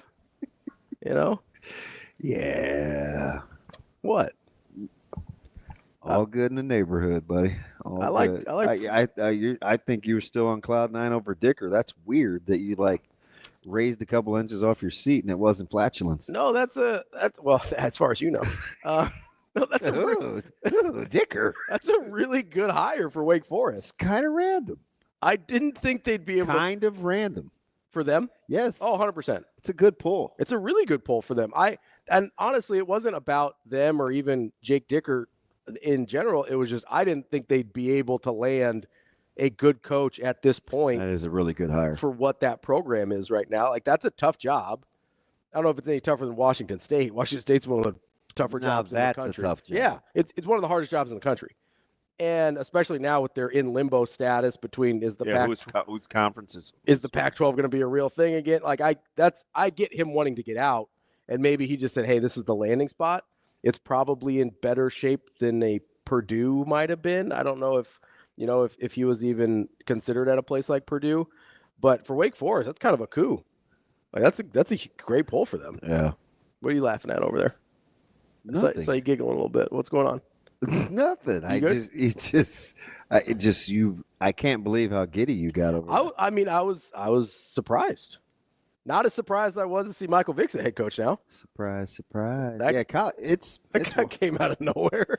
I'm just glad to see that felons aren't discriminated against. But there are some places you can still hire a felon without any problems. I got no problems. I don't need. And listen, I'm a big dog guy, so for me not to have problems with Michael Vick, Yeah, wow. Like- talk about conflict of interest. you know, I genuinely felt like he learned from it and like paid the price. Oh, that's nice. You're growing up. Not really. Surprise, surprise. Okay, so correct me if I'm wrong You here. have some forgiveness in that heart of yours? Yeah, for some people. I like Mike. I do too. I was like rooting Mike. for him when I think he's Mike now. Mike, excuse me. It was Michael when I was growing up. Hey, Mikey. No, I was rooting for him when he came back with the Eagles. I was rooting for him to be successful there. He had probably the best 1.5 year stretch of his career with the Eagles. Right there at home at Norfolk State. Probably not a Now, are they Norfolk? yeah, because it's Virginia, so Norfolk. Norfolk. I like how you it. What? Norfolk. No, you're exactly right. Well, the way they pronounce it, Who's they? Norfolkians? yeah, people that live in that part of the country. I'm gonna ask my sister. She lived in Centerville for a while. I believe they kind of like mishmash that word together a little bit. I'm not trusting Mishmash. one word you say Why about not? enunciation. Why not? I'm just not. Uruguay. See, that's To this day. Back in the day. Repercussions. See you. Have a good day. Love you. What was weird about the Mike Vick thing though is there was this weird bidding war between Norfolk State and Sacramento State. Yeah. I don't understand what happened there. so. Was that? Was Sac State who had the $50 million in NIL And people were- Shefty Clown Gottlieb? yeah. Yeah. People were arguing whether it was actually 50 million or what, like where that number came from. I don't think anybody was arguing but Gottlieb. No, I mean, Gottlieb got the thing started. yeah. And Shifty Dunked on him. by the way, that guy got pardoned. Who? Shifty Schefter. Oh, yeah.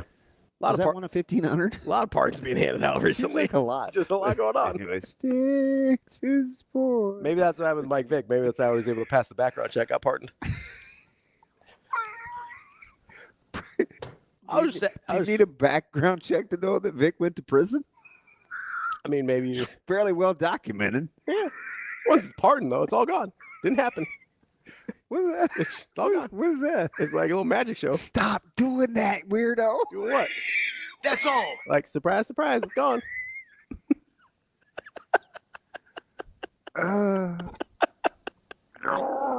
You good over there? No. You good? Schefter, Gottlieb, dunking. So anyway, I don't know what to do with you. Sacramento State, 50 million. Schefter, Gottlieb. So apparently, Sac State is ready to make that move. Yeah, apparently they're trying to move up into either the Pac-12 or the Mountain West and try and be a big boy school. Yeah, I'm cheering for Vic. I never liked him as a player. I liked his. I never cheered for Mike Vick. I cheered for him with the Eagles. So but I do cheer for him as a person. Yeah. So there's this, because I hate it. I just didn't like his style. like his like playing style. Yeah. So this is going to sound really, really weird, but this is typical DB. I wanted, as a guy that grew up wanting to be a black quarterback, what I felt like I wanted people to see is that I could throw. Sure. Yeah. I could throw, man. I could throw, regardless of the fact I was 5'1" and 27 pounds, right? Just I could throw. So when I watch Vic play, I'm like, man, see, he's contributing to the stereotypes. Just sit in there and throw it. He's contributing to the stereotypes. So what you saw some other African-American quarterbacks do is go out of their way to say, I'm a thrower first. Yeah. I'm a passer of the quarterback. And I felt like he was kind of at the crux of that, where all Vic does is run around. And so that was kind of looked at as a negative. Yeah. And so I always found him polarizing as a player. Like I never cheered for him, even though he was really good at what he did. Well, and I mean now, obviously that wouldn't. But be as a person, I'm all in on Mike Vick. obviously wouldn't be a problem now. And I do think there were a lot of quarterbacks that kind of hamstrung themselves by not playing to their strengths. Yes. And that was I saw that happen a lot. because they were trying just be who to you are. overcome a stereotype instead of just being a good football player and playing to what they were best at. That's D-Beat. I'm Ravi Lulla. We'll be back. More Hurrdat Sports Radio coming up next. Wrapping up hour number 2 here on Hurrdat Sports Radio, AM 590, ESPN Omaha, ESPN Tri-Cities. That's DB. I'm Ravi Lulla. If you're ready to take control of your weight this holiday season, give Midland's Family Urgent Care a call. They've got special offers for the new year. Tirzepatide for $5.99 for the first 3 months, or semaglutide for $3.49 for the first 3 months. Get to Midland's Family Urgent Care. Give them a call, 402-810-9494 to get started on your weight loss journey today. DB. What do you want now? I just thought we might talk, have some nice conversation. Can we talk? By the way, I thought you were do you know gonna who go- I know is low-key trouble? And he Who? pawns it off as like this good guy. Who? Austin is trouble. Austin? Oh, yeah, our Austin. Our guy, Austin Jacobson? Yes. Why? What happened? He's just I've kind of been checking him out over the past year. Yeah. He's very good at like staying out of the fray, but like watching it kind of smolder. He's Just you know- occasionally throw some. yeah, you know how guys kind of have a knack for that. That's AJ. You think so? Oh yeah. All right. Funny dude. We'll keep an eye on him. Well, I'm telling you, you better watch You him. gotta be careful. Watch him. He might be joining me next week when you're headed to New York. Yeah. So I do think I won't be here for that. That's fine. I mean, don't hang out with me. It's fine. That's not true. I like knowing how I'm going to get from the airport to the hotel and what hotel I'm staying in, and it's okay if other people figure that out for me. So you're not like DB, or you're not like BC where you're just like, I'll just sleep at the airport. No, although I kind of understand the hustle. I appreciate that he did the research and isn't just winging it. So you know what I do like, though, is he's kind of, as a company guy, he's interested in what's best for the company. Because I just had this conversation with Jess the other day, because she's like, oh, hey, by the way, we're doing Husker Sports Nightly on the 26th. And I was like, wait, we are? Mm-hmm. Like, is that part of duties otherwise assigned? Or she's like, oh, no, hey, we'll be doing lots, practice reports. And I was like, should that be on the house because I'm with the network? Is that expected? Because Yeah. so you know what I mean? So I rationalize that kind of stuff in my head. Yeah. As what's good for the company versus what's good for me. right. Yeah. So I could appreciate that. That was the most BC thing ever. Yeah. I'm not surprised. I didn't make fun. Like that's totally BC. I'm not gonna lie to you. I'd go ahead and be like, hey, CBS 24/7. I'm gonna need that hotel room. Oh, I know you would. Gonna need that hotel room. I mean, Bougieville over here. But I get it. I mean, though. I'm not asking to stay at the Plaza or anything. I'm just not sleeping at JFK. No, I understand. I mean, I'm with you. I'm totally with you. Not about that life. I don't think there's anything wrong with you wanting to know your travel arrangements. Yeah, I appreciate that. That would be the nice thing about traveling with the team, though, right? You don't have to worry about any of that. Yeah, that's the. So what you get with that is the it's not the downside, but the. You're beholden to somebody else's schedule. Yep. Right? Yep. Yeah, I got you. 100%. That makes sense. We've got a couple other little bits of news we might as well clean up here. James Williams finally is committed to Florida State. What a lot of people thought was a foregone conclusion. Said I'm home. He had the picture with his little boo. Yep. A lot of people thought it was a foregone conclusion. Took a little time to get done. You my little boo thing. That's a song. Yeah. Yeah. That's who he was at the hotel with in Iowa City. That makes sense. Yeah. They seem close. Yeah. Is that a fair assessment? Yeah. Another one of our guys, Michael Penix. Yeah, he's going to start. Going to be the starting core. I like how they phrased it moving forward also. At least that's how it was said. So it doesn't seem like it's hey, 1 week, we're just giving Kirk it seems like they're going to ride with Penix for a few weeks, see what happens. Right. Which I'm excited about. This is the guy I like the most out of the draft. And this is the guy that I kind of defended when Atlanta made the draft pick. Yeah. Because people are like, well, why do you spend $180 million on Kirk? Although Shane got a good one. He is a fantastic tight. There's lots of things that Atlanta could have done with the pick. I was thinking quarterback for a second. I was like, they did not draft a quarterback. But no, Bowers is incredible. And they still need to get after the passer a little, but this is what they did. They got their quarterback of the future for the next 4.5 years. I kind of asked 3.5. I kind of asked this to Cynthia yesterday. She's fantastic, by the way. Oh yeah, and I like that she seems to enjoy talking to us, which is nice. Yeah. But would you, if you're the Atlanta Falcons, are you sitting there and go, yeah, probably should have hired Bill Belichick? Are they better off this year if they've got Bill Belichick? Because I don't hate the roster. I don't know. No, the roster's decent. Let me ask you something. So speaking of Cynthia, we brought up Vrabel yesterday. Mm-hmm. Did you hear Dan Orlovsky? I did. That was super weird. So obviously Vrabel knows where he's going. Yeah. Were you surprised that college was on the table? I think there is one place in college that's on the table. He's been there, though. What do you mean? Vrabel. Yeah. I think there's one place in college that's on the table. I do not think college in general is on the table. I don't go conspiracy theory on you very often. Yes, you do. Not as much as you do. I'm a big conspiracy guy. I think it's Ohio State. Surprised. I think that's the only college job that's on the table for him, though. So I want to. This is not me being mean, but right? There's only one college job he would take. Are you surprised that college is in the discussion? Not where, but that college over pro. That's the thing. I'm not surprised that Ohio State would be his first choice. That doesn't surprise me. Okay. So really the answer is no. No. Right? You like Ohio State greater than Chicago or I think so. New York or I think so. Because look at the places that are going to because of job security, familiarity. I think the fact that the college game is more like the pros now. So I think there's a couple things that factor into that, right? I like how when you said a couple, but you showed me 5. Well, I was bringing them together into a little, so I didn't want to just do like one of these. Just bringing them together. Just circle it up.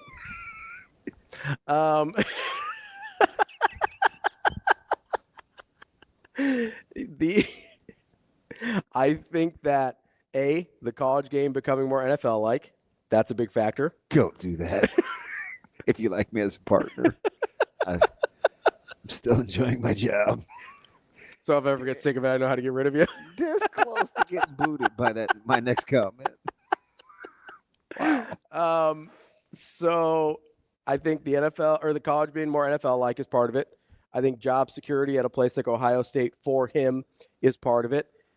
The other part is the organizational dysfunction of the jobs that are going to be open, right? If you don't like the same things about the Jets and the Bears jobs that I don't like, you sit there and you go, okay, I'm kind of rolling the dice here on whether or not I think I can be successful with situations that have historically kept people from being successful. And then I look at the Giants and I go, okay, I like the ownership there. Don't necessarily love where the roster is. I have to figure out a quarterback. Maybe I don't love that either. And then you go, okay, I'm certainly not taking the Raiders job. That's God, no. Am I really that interested in Jacksonville? Sorry, Shane. I'm not. That's a dumpster fire. Why, Jacksonville, you get your other favorite quarterback. I mean, Penix and Lawrence. I mean, why not? He's a talented guy. Generational. Doesn't mean he's good. There's a difference. Never mind. But you look at Jacksonville, oddly enough, might be one of the better situations that could come open. I was surprised to hear Cynthia reference Jayville with the edge guys and a quarterback. Like, it's better than a lot of the other spots. But whoever takes that job in Jacksonville has to believe wholeheartedly in that Trevor they can Lawrence. fix Trevor Lawrence. Yeah. Right? And I don't know if that's, at this point, I don't know if that's a thing. Like, I don't know if getting the most out of his talent is still on the table. I don't know. Maybe it is. But you're right. If you take that job, you have to fully believe that. And I think you look at it and you go, okay, if I'm Mike Vrabel and I look at the jobs that are open, and if Jacksonville might be the best option, that's a little scary. And then you look at college and you go, okay, I know I'm going to have whatever I need financially. I can go pick the players. I can put together my staff to cover up things that I'm not good at. And he knows the football. We've seen that. Mm-hmm. It does make sense to me that would be the job that he preferred. I mean, if you're Mike Vrabel and you're coming off the NFL and you're like, hey, I did a hell of a job in Tennessee and I got fired, Like, I mean, did he do a heck of a job in Tennessee? I thought so. I thought he did a really good job in Tennessee. And here's the thing, if you're Ohio State, that makes sense. What kind of teams did Mike Vrabel put together in Tennessee? You asked me the same question last. In terms of mentality. Like these physical, hard-nosed football teams. Right. What's the thing that's kicked Ohio State's ass the last 4 years? Probably trench toughness. Yeah. So if you're Ohio State, it makes a ton of sense. If you're Mike Vrabel, you're like, hey, I can do the thing they need. You can get. And he's used to coaching guys that make money. Yeah, he's used to coaching guys that make money. He's used to coaching guys that are going to play at the NFL level for the most part. And he can treat – Ohio State is one of the places where you really can treat the whole pro back to college thing is maybe start to be legit. It's a fascinating thing because of what you said with Rule yesterday with Cynthia, that it's way more work. Yeah, he works harder, longer throughout the course of a year. That's the thing. College. It's the off season. There's the lack of an off season in college is because I think in season and kind of when you're in it, it's probably about the same hours wise, but it's the fact that you're always on in college. Now, you could probably start to set things up in a way with no staff limits and things like that, especially at a place like Ohio State, where you can start to have more guys on staff to take some of that burden. And if you're okay with doing it the Belichick model and hiring an entire scouting department or whatever that looks like. Just re-ratcheted up the already undertones of the pressure for Ryan Day. Oh, 100%. That's crazy. Old Orlovsky. What did we say like a month ago? If he doesn't win a national championship, he might be gone. Yeah. I think that's exactly where we're at. And he could easily lose in the first round. Oh, 100%. Like that, anything's on the table for that team. That's DB. I'm Ravi Lulla. We got Mitch Sherman from The Athletic coming up next. Kicking off hour number 3 here on Hurrdat Sports Radio, AM 590, ESPN Omaha, ESPN Tri-Cities, KFOR in Lincoln. That's DB. I'm Ravi Lulla here on the Pillar Exterior stage. We have our friend Mitch Sherman from The Athletic joining us now. What's up, Mitch? What's going on, guys? How are you? Good, Mitch. How we doing? Doing great. A little worn down by busy holiday season, but it's all good. I'm looking forward to some more travel. Going to Louisville this week, going to New York next week. So I was going to ask how you're pulling that off, because my colleague, Jessica Cootie's going to be in the same boat. If Nebraska wins, she'll be going from Louisville to New York City. Are you I'll be home for a couple days in between. You a big train guy, Mitch? Would you take a train? Yeah, I don't know about that far.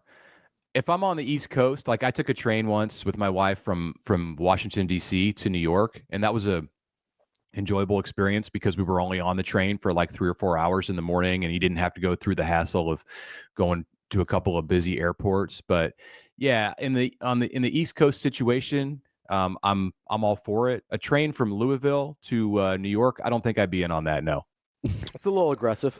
Yeah, he's just looking in from going from Charlotte to New York, and okay, all right, like maybe coach in business, and it's comfortable.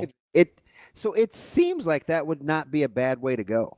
I just think it takes a lot longer than driving. It depends what kind of a train you're on. If you're on like and I don't have experience on this, so I'm speaking from an uneducated standpoint. But I think if you're on like an express train that you paid more for, it might be much better than the train that stops in every little town along the way. But yeah.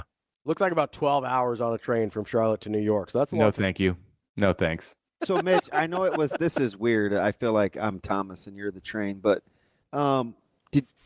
did you eat in just like a 4-hour train ride? Like, is train food better than plane food? Yeah, it is. It is. I mean, if you're in first class it's like anything. If you're in first class on a plane, you're going to get better food than what you might get in coach on a train, I think. But it's overall better. There's just more room. You can spread out a little bit. The seats are bigger. I recall. So we went for my wife's 40th birthday a few years ago, or it was last year. It hasn't happened yet, but we went. It's year for liking to be married. Yeah, we went from DC to New York on the day of the Army-Navy game. It was also the day of the Heisman ceremony ton going on like in the holiday season, and it was very festive on the train ride.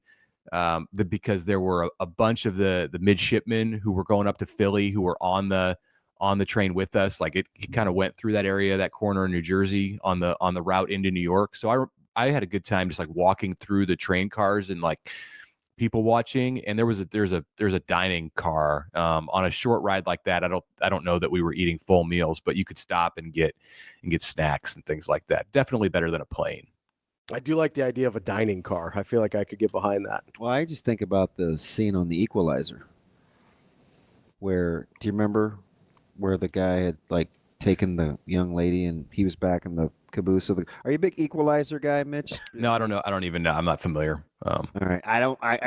I'm so paranoid now, Mitch. I got my hand slapped yesterday for not getting to the guts of interviews with. Oh, no, it's better that way, isn't it? So that's what we like to think, but. I'm gonna be. I think it's better. I as a listener, it's better. I'm gonna be doing some train. I'll just blame it on me. I'm gonna be riding trains in New York when I'm there around the Pinstripe Bowl because I just, as a matter of principle, didn't want to pay the whatever it was $800 to stay in a small, normal New York City hotel room. So I'm staying a little bit outside of the city in Westchester County, which is an easy train ride in, not the subway, like a regular train in to the Bronx, to Yankee Stadium. And I'll go into the city on a train into Penn Station or Grand Central, but it's not going to be the New York City subway. It's like a real train.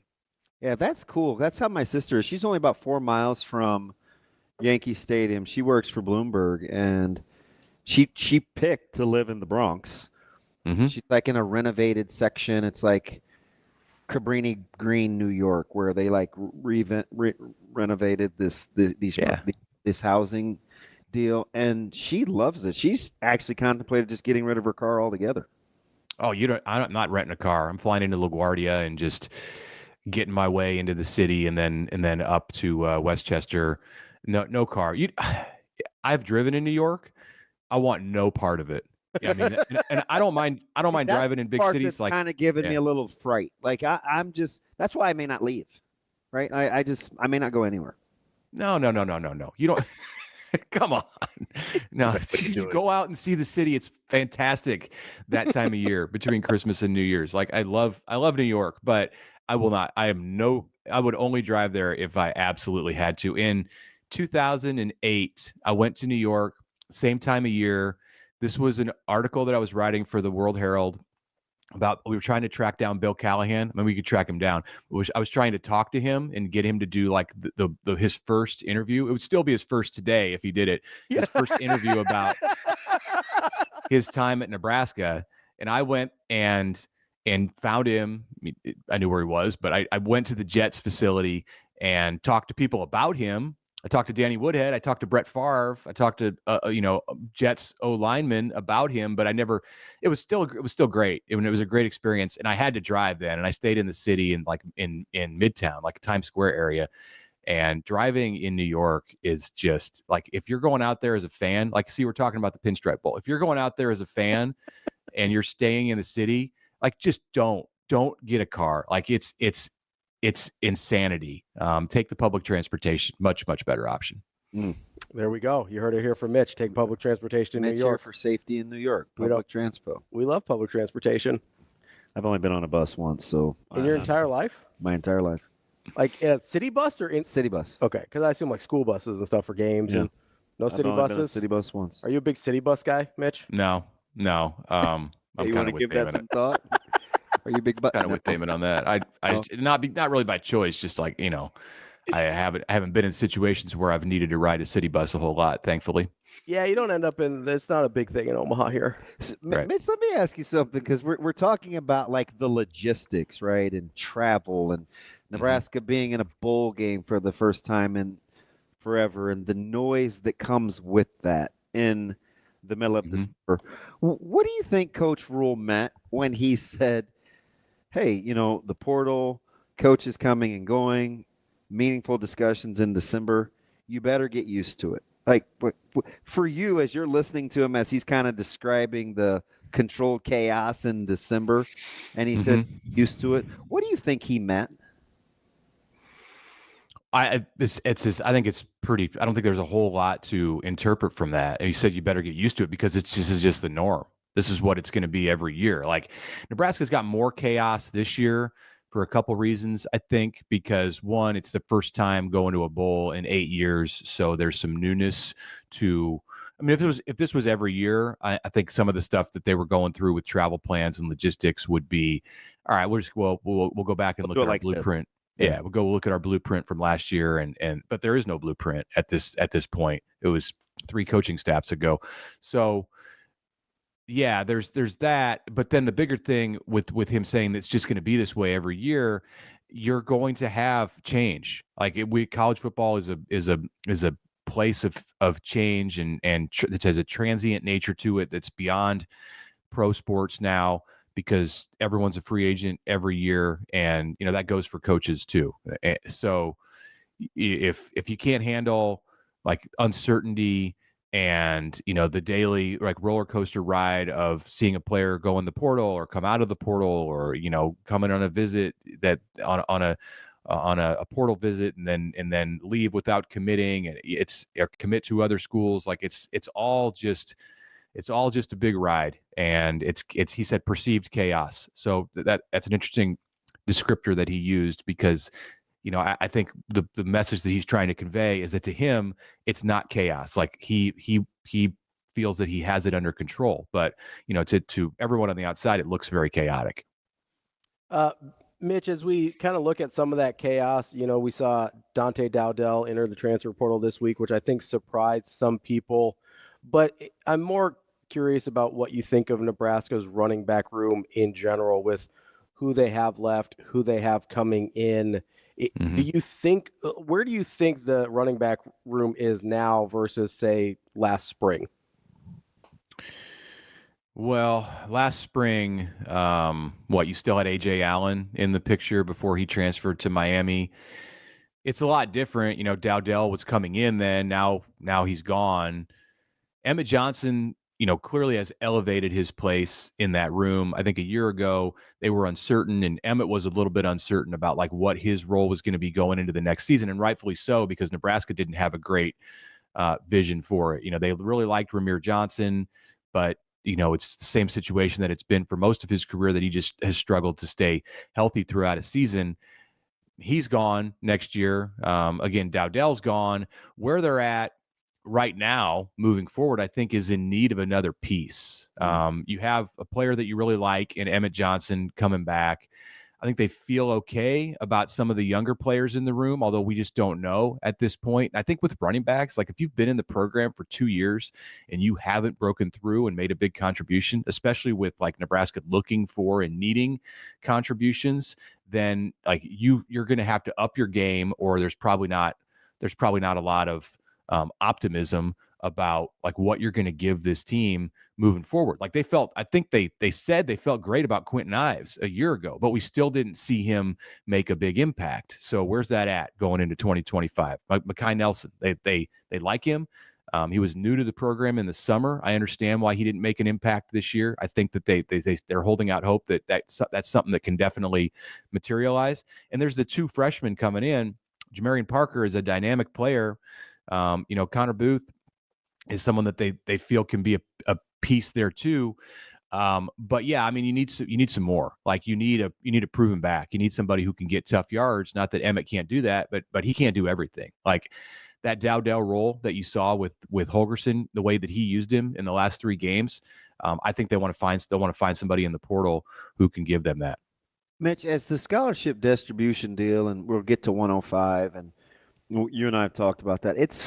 I go back to the conversation we had off air in the press box. I don't know if it was high school or we're actually at a game, but you and I were talking about the delay in getting to 105 and how if they decide to do it in the next couple of weeks, it's going to have to be quick, right? Because I think at that time, I kind of had the feeling that they may prolong it a little bit since there was no clear directive at the time you and I were talking. As you look at the 105 and the scholarship distribution chart, you've covered this a long time.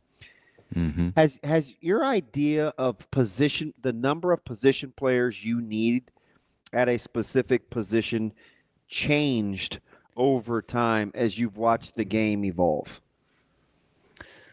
Yeah, I mean, because you used to just in a different era of college football, even up until recent years, remember how we would say, "Oh, you need 4 scholarship quarterbacks," and right. Well, that's obviously different. Scholarship running backs, many, and I was having the conversation this week about offensive linemen and how many offensive linemen you need on the 105.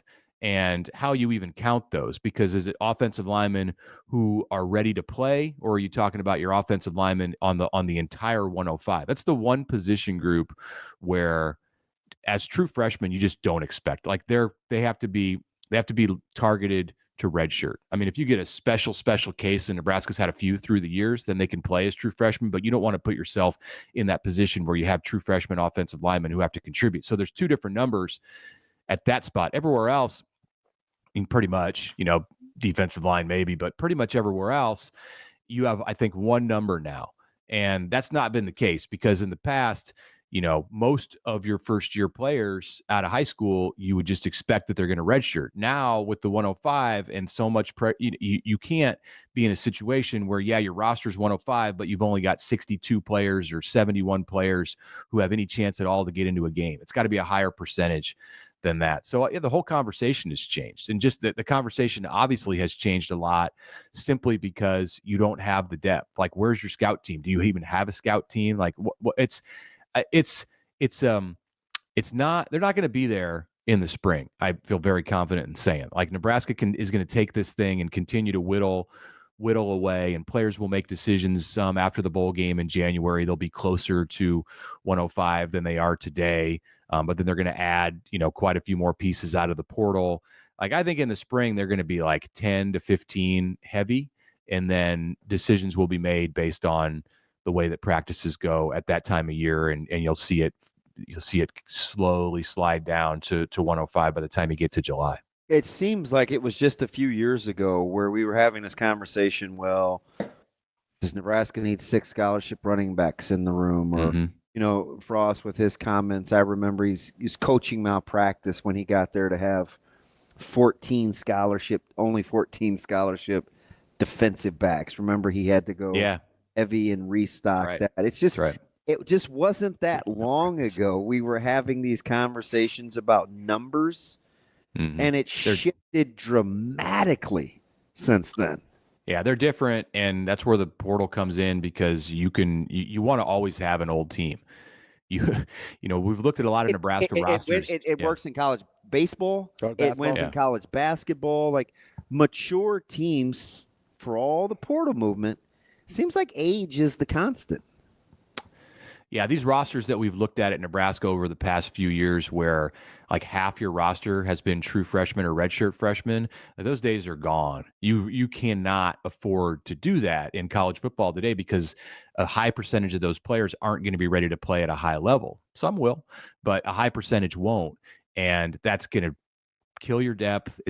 We're going to see situations. I was having this conversation also this week. Like, we're going to get to a place in this sport, and it probably won't be, knock on wood, with Nebraska or even in the Big Ten, but just be like, so how many kickers do you keep? How many punters do you keep? How many long snappers do you keep? I think it's probably 2 of each one of those, but somebody's going to run into a spot. This is not the NFL, where if you have a freak situation where both your kickers get hurt, or one of them's sick and one of them's hurt, you can go, we go to the waiver wire. Like, no, there's not, like, your 105 is your 105 seemingly in college football.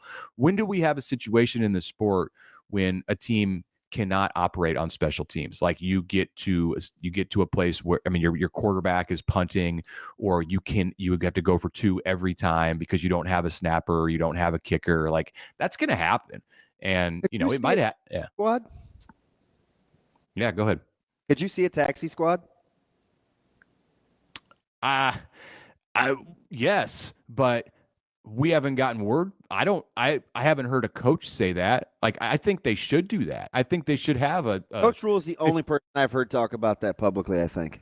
Has he said that because I haven't talked to him about that, and I'm sure that a coach in his situation would want it because it would relieve a lot of the pressure. There are players who would willingly want to be a part of that. I mean, Rule did say that there are players in this program who want to be Huskers, and they're not really concerned about whether they're going to get into a game. So if they were on your taxi squad, they would be great. They'd be good with that. One, because you'd have the possibility, like in an off season or even maybe in season, to move up if the situation presented itself. But two, you would be contributing to Nebraska football. You'd be helping the program. They're largely going to be in-state kids. Like what the walk-on program could like morph into something like that. I could see it. I think it'd be great, but I don't hear anybody at the decision-making level saying that this is a possibility. Yeah, Mitch, I think that Coach Rule has talked about it as a desire to have something like taxi squad. But is there? I'm just wondering if, not knowing what the legislation is going to look like, what would be your ideal solution to that problem that you possess? Is it like, hey, we can go back to a protected 10 maybe, or like maybe we can go back to JV teams where they're not playing or eligible for varsity? Like, what would your ideal solution to that scenario be? Or would it just be, hey, the 105 is a dumb, arbitrary number? Commissioner Sherman, the floor is yours. If you have to have a 105, I think it is a dumb, arbitrary number. But if you have to have it for reasons of rev share, equality, whatever it is, they said that this was set in court and they came to a settlement. They set a number. If there's no changing that, and it's got to be the 105, then I think, yes, something like a taxi squad, or you can call it what you want, a practice team, injured reserve. Like, I think there have to be extra pieces of extra players who are out there. Well, there don't have to be. There may not be, but NFL teams have that wiggle room, and you're turning college football into this NFL model. I recognize that the NFL teams are 53 men, and you're talking about 105 for college, but it's different because every player on a 53-man roster is ready to go right now. Like, they can play. They're seasoned. They're pros. Like, you can put them on the field. That is not the case in college with 105. So, and they have a taxi squad. They have free agency. They have a waiver wire. They can make trades. Like, none of that stuff happens in college. So yeah, you need some flexibility. You've got to have like a cushion somewhere. I don't know what it looks like. Like I've looked at times, and there are other teams on campus, like women's basketball, for instance, like has males, like male student athletes, not student athletes, male students who help them practice. They're like a practice team. Obviously they're never going to be playing. Even if it was women, they're the practice team. They're never going to be playing. So like, there's a precedent out there somewhere in the world of college athletics where you can have students on campus who aren't a part of your team, but are a part of your practices and can receive some of the benefits that the athletic department provides. Like, they can get gear, they can eat at the training table, they can, use the facilities, stuff like that. Like, if that can happen and already happens in some sports, why can't that happen in football? Interesting. Mitch, and this is I just remember Coach Tomlin, I'm a big press conference guy, walking off the podium when he was asked about the college game. And, he said, we'll never use never. But we're just seeing like different kinds of hires. We've seen Belichick, obviously we're on the heels of Vrabel being floated, maybe going back to Ohio State after being a professional coach, Michael Vick at Norfolk State. The game has changed dramatically with how it's managed.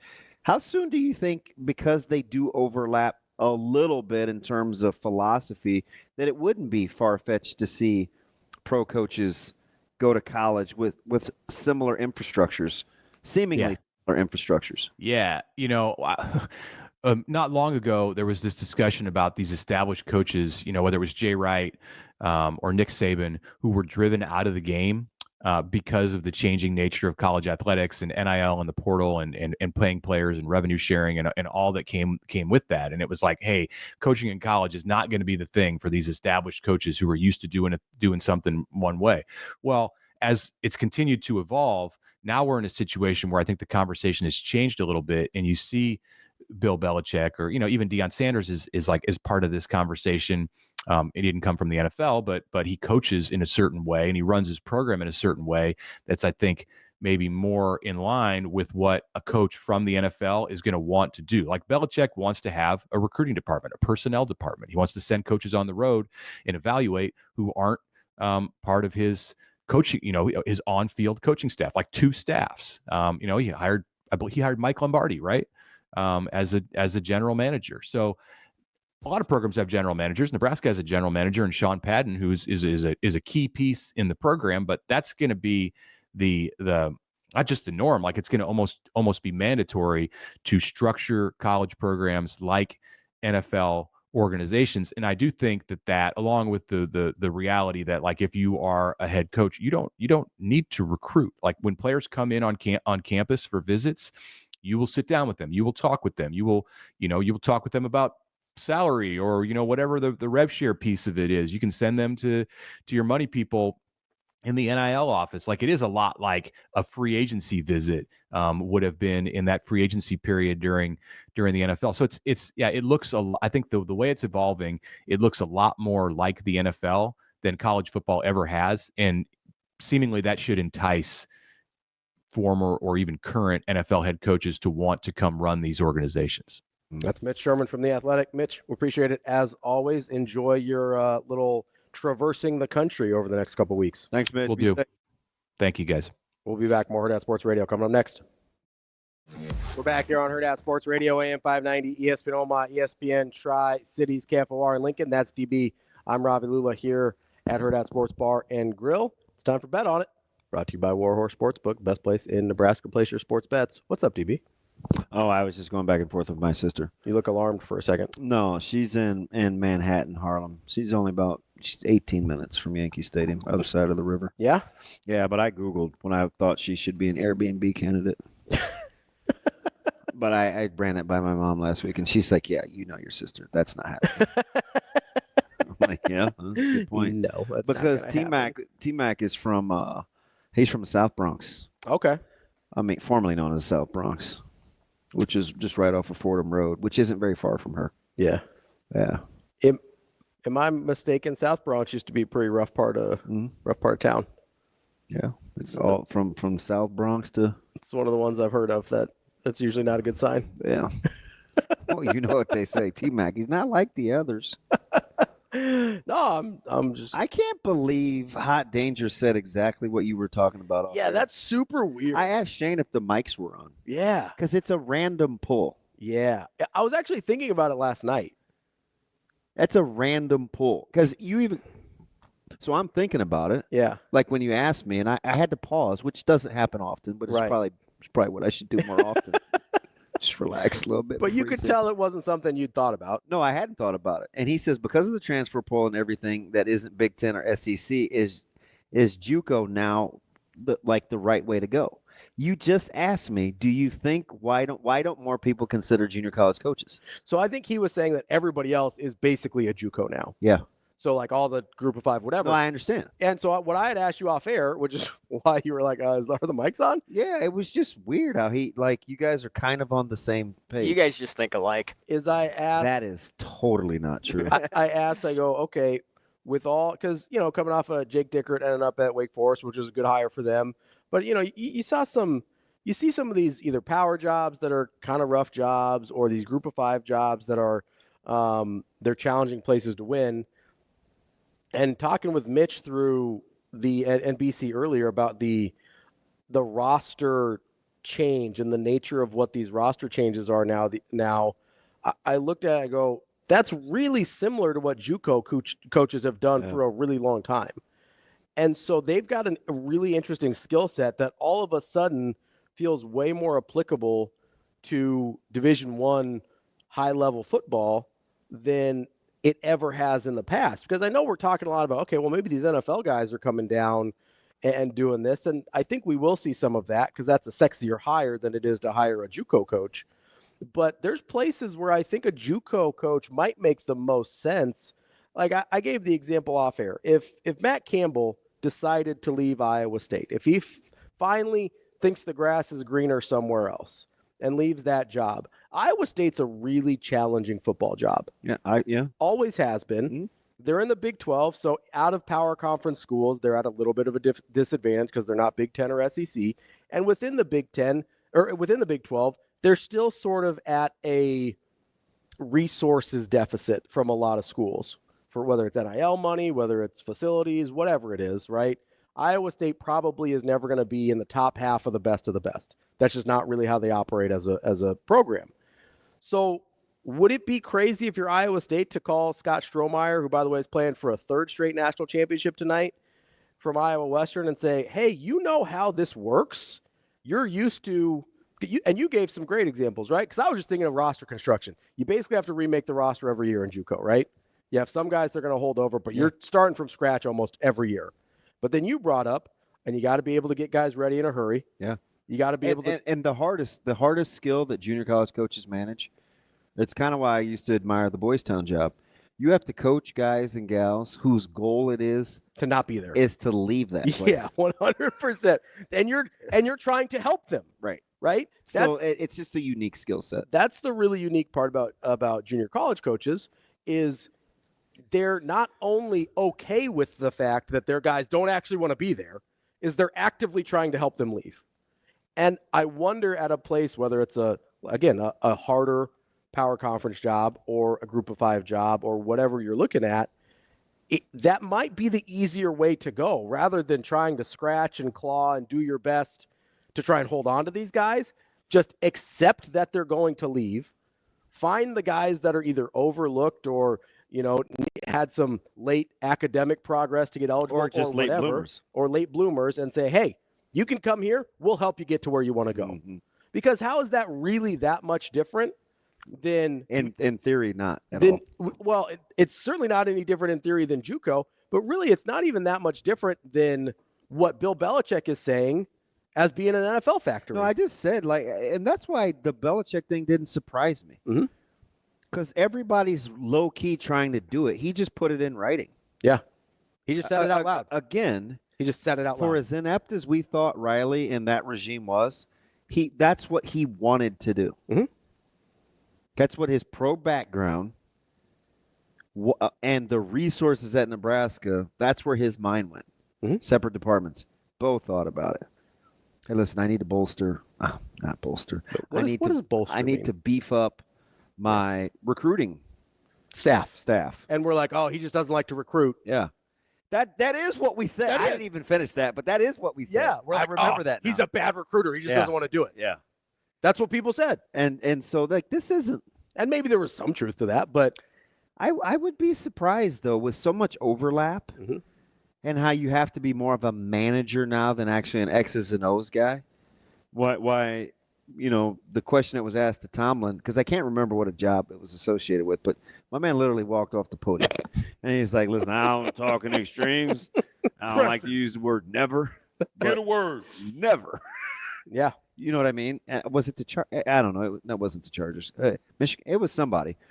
And but now that might not be such a bad thing. And it's Orlovsky's fault. With the Vrabel stuff. Yeah. Yeah. 100%. Why would Vrabel pick to go back to the Ohio State, except for it's a lot of what his skill set? Yeah, he feels like he's well equipped for it. Yeah.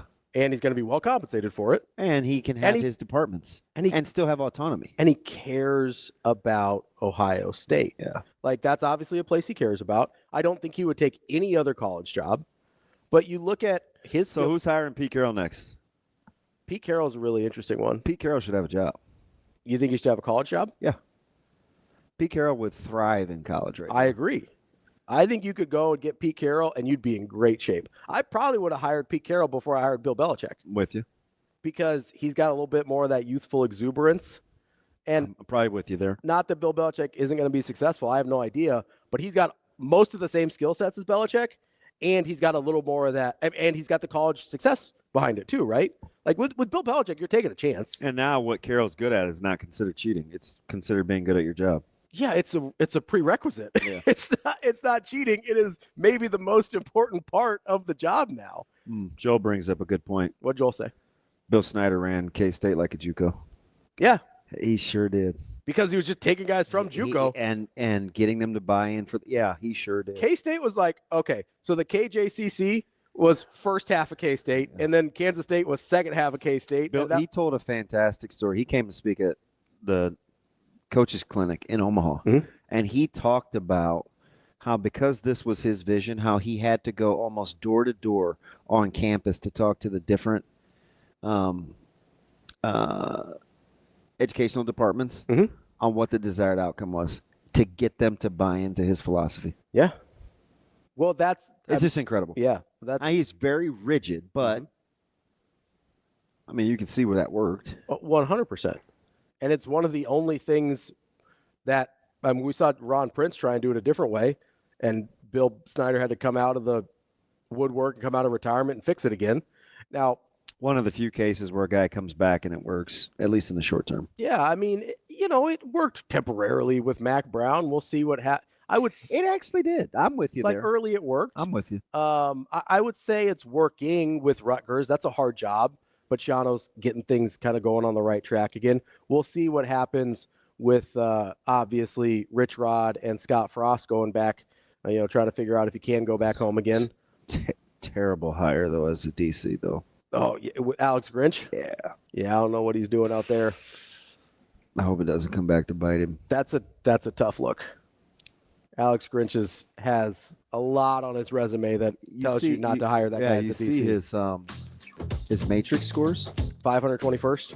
Yeah. Yeah. Our friends Matrix Analytical have him ranked as the 521st best defensive and like a 52 overall. They don't recommend anybody below a 60 for a job. Yeah. That's tough. That is tough out there. We need to get to our bet on it. Real quick here, we've got Cal and UNLV tonight in the bowl game. UNLV. UNLV's -3. Western Kentucky, James Madison, JMU, -7.5. Not sure, but I got 2 for you. What do we got? Take Creighton and Virginia. Creighton and Virginia tonight. The Isaac Trout special. Let's bet on it. Brought to you by Warhorse Sportsbook. Wrapping up the show here on Hurrdat Sports Radio, AM 590, ESPN Omaha, ESPN Tri-Cities, KFOR in Lincoln. That's DB. I'm Ravi Lulla here at Hurrdat Sports Bar and Grill. We are joined now by Andy Kendeigh from KETV. AK, what's going on? Good morning. Morning, boys. How we doing? Mr. Volleyball now. Mr. Volleyball. Mr. Volleyball. How about your flexibility, AK? I mean, geez, my goodness. Yesterday was one of the days of all days. They'll wake up call at 3 a.m. Nobody's going to complain. Nobody cares. I know. Nobody cares. But it was a fun day. I'll tell you what. It was. This place is pretty cool, though. I mean, the setup here in Louisville is pretty cool. I've never been this first trip, and man, they do it right. This arena, this KFC Yum Center, it's going to hold like 22,000. This place is really built for an event like this, and so today's a big practice day and interviews and all this stuff. So it's going to be a heck of a setup here, and you couldn't script a better Final Four in terms of what you were hoping for. All the top seeds making it first time in 16 years. So it's going to be a fun deal. Yeah, it's such a big deal. Lauren is like, yeah, we may or may not get to pregame breakdowns for football. Like, I don't know if I'll be back in town. Isn't that hilarious?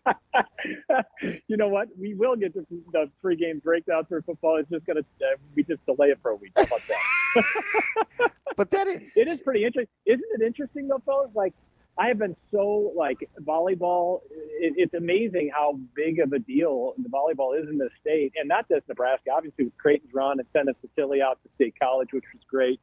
I mean, it is interesting. It's like, wait, Nebraska added a couple guys to their team, and a couple guys left Nebraska's team.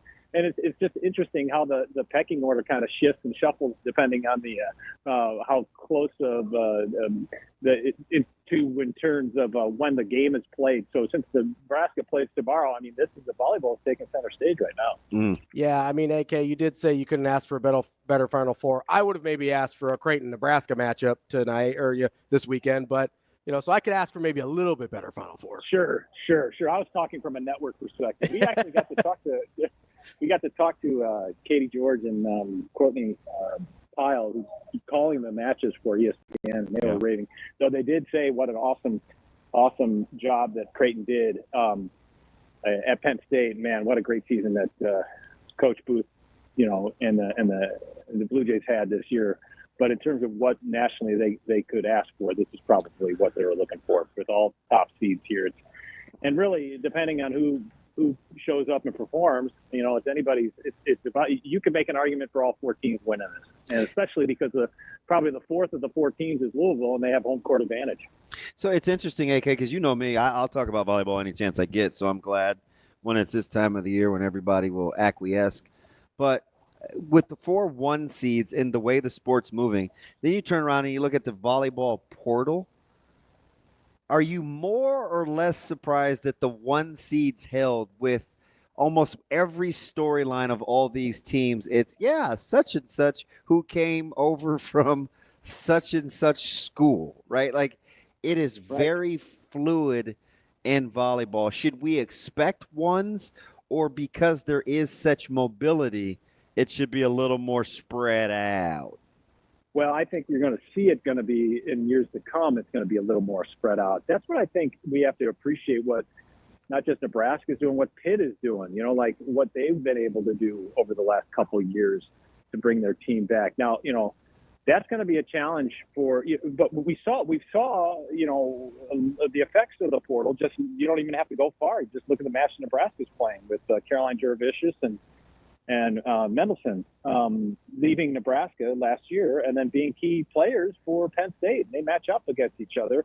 And, oh, by the way, Caroline Jurevicius in their meeting at State College, one of the 2 losses for Nebraska this year, she had probably her best match of the year. So, there's going to be some extra juice. But, depending on how colleges distribute their NIL, or not NIL, the money that they receive, the chunk, the 20+ million, how they distribute that throughout the sports, how much money goes to volleyball, in addition to the NIL, I think will really dictate who moves where. And I think Nebraska's pretty set up for that, because obviously you got the built-in fan base and, the backing and the support. So I think Nebraska's pretty set up for this new age of mobility for the student athletes. How cool was it? Not cool, but that's not even the right word. How John Cook-ish was it that he can roll with the times where he, during an interview about Taylor Lanfear, can walk off and say, that's what she's paid to do? Did you ever think? Oh yeah, like that. Right. Right? Do you know what I mean? Like, I've watched him recruit. Like, I've watched him close for years. His evolution in terms of what it takes as a lifelong learner is nothing short of amazing. I couldn't agree with you more, BB. And watching him last night, they arrived. They were the last team. They had some delays getting out of Lincoln. They had every right to just be a little bit frustrated. But, God, the joy on his face, the evolution of how he's evolved. I mean, and you don't usually put Joy and John Cook together in the same sentence, but he was all smiles. And I think he knows he's got a really, really good shot with this. Oh, it gave him time to do more TikToks. Absolutely. Absolutely. It's funny because we were talking about this last night. So, the team arrives. It's like 10 o'clock, 10:30 Eastern time when they arrive, and he does a quick little scrum. And I asked him, I said, hey, are you a Muhammad Ali fan? Obviously, Muhammad Ali is a legendary boxer, and he's from Louisville. And so the museum is right down the street. And he's like, of course, he's the greatest. And I go, your kids, do the players know? And he was like, and he kind of rolled his eyes. He's like, they have no idea. But think about Muhammad Ali. They talk about the ultimate TikToker. Imagine if TikTok was there when he was around. My goodness. But back to your point, John Cook, as just to see his evolution, to see what he, if you had said 10 years ago he'd be making videos with his players, I think people would have thought you were crazy. Yeah. And now he just rolls with it. He's evolved in such a. It's just really cool to watch him become the person and coach he has become. He's doing dances, wearing cowboy hats. He's got the whole thing going on. Yeah, I like the fact he knows he can't dance, but will try to dance anyway. I think that's what. Well, isn't that all bad? I don't know. Lauren just has to be rolling her eyes. She's like, oh my god, whose dad is this? Well, it's funny because I'm like, Lauren, how do you set this thing up on my phone? Because I can't really get to this app. So she's kind of like my adopted the oldest daughter at this point. She helps me with technology. So you had to download TikTok so you could watch John Cook dance on TikTok. No doubt. What you do to stay up on the news, AK. I appreciate it.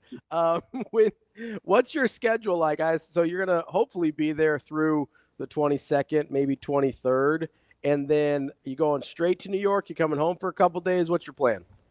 Well, first, should Nebraska make it to the Sunday, the finals on ABC KETV, we're going to have a pregame show when Nebraska makes it to Sunday, I should say. So 1:30 there. And then we get home 23rd, home to celebrate Christmas. We fly out the 26th. to New York. So you at least get a couple of days. Pivot. Yep, we'll get about 48 hours at home. They'll be good. It'll be good. My poor kids from college they're already home. They're like, Dad, when are you coming home? I'm like, I'll see you this Thursday. Oh, maybe a little bit on Christmas. So that's the girl dad in you, though, because you have to like that. You know what I mean? I watch you guys interact and kind of tight-knit as a family. Like, you're okay with Nebraska not having any media coverage in New York till after Christmas anyway, right? Oh, I am 100%. Right now, don't get me wrong, BB. Don't get me wrong. The kids, they tried to lean on Dad, like, can't we go with you to New York? And I said, yeah, let me check the plane. Nope. We're gonna have you guys. So it's a few less cheeseburgers, isn't it? That's exactly right. Hey, they're already juiced up for Christmas Eve McDonald's cheeseburgers. It's Kendeigh tradition like no other. So has the number of cheeseburgers lessened or grown with age? Well, it's interesting. It started as full meals. Now it's just kind of it's almost an appetizer, side dish. But yes, it's probably it's a pregame. Probably the number of cheeseburgers has probably grown, even though we shouldn't be eating as many. But yes, it's probably grown over the years. But we actually make sure that the McDonald's is open on Christmas Eve and make sure we get there before it closes. And yeah, it is a weird tradition that's 50 years plus, and it will continue this year. And I'll make sure to tweet it. It's my favorite tweet of the year. Is that so? You just go to the one on 132nd, right? Oh yeah, right by the Walgreens. Yep. It's the weirdest parking lot. The worst. That's the worst. Yeah, the worst. It's like you get your order and you're ready to leave, and you almost get sideswiped by people coming back. You're like, why am I in the Jiffy Lube parking lot now? What happened? Exactly, 100%. You guys know it. Oh yeah, all too well. I just can't figure out why not a single Target in Omaha can have a normal parking lot. The one on 120th L is total garbage. The one over 132nd and Maple is total garbage. The one on 68th you can't even access from Maple. You have to come in along 168th. Yeah, it's a mess. The most normal one is 180th and Center, and that one's still not great. Like, is Target just actively trying to make it harder to get to their stores? They just make you want to work for it. And once you're there, and then finding a parking spot. I went the other day. I was like, holy cow. Retail is back. I mean, going to Target like less than 2 weeks before Christmas, you're taking your life in your hands. 100%. I know. It's like you better put your mouthpiece in your helmet. Why don't you go to the outlet mall too, you psycho? I know. Exactly. Here's an idea. How about the day before Thanksgiving, try Baker's, and that's you're on your own. AK, how long before we actually talk BC versus Nebraska? Great question. I think people will sprinkle them in as we go, but I think it will really kick up, Friday, Saturday, and then obviously next week. It really will ramp up, and I'll be fascinated to see. One of the great storylines is what's this defense going to look like? Yeah. I mean, and then who's going to run the ball, and how's the offense going to evolve into the month under Dana Holgorsen? I think it's going to be a fascinating game from a Nebraska perspective. AK, make sure you get out there early. They might have you run the ball if you get there in time. I'm talking about DV. Get DV out there. Fudge. We're trying to win, AK. Andy, we appreciate it as always. Happy holidays. Have a good little trip. Thanks, fellas. Be good. That's DB. I'm Ravi Lulla. That's Hurrdat Sports Radio. We'll be back tomorrow.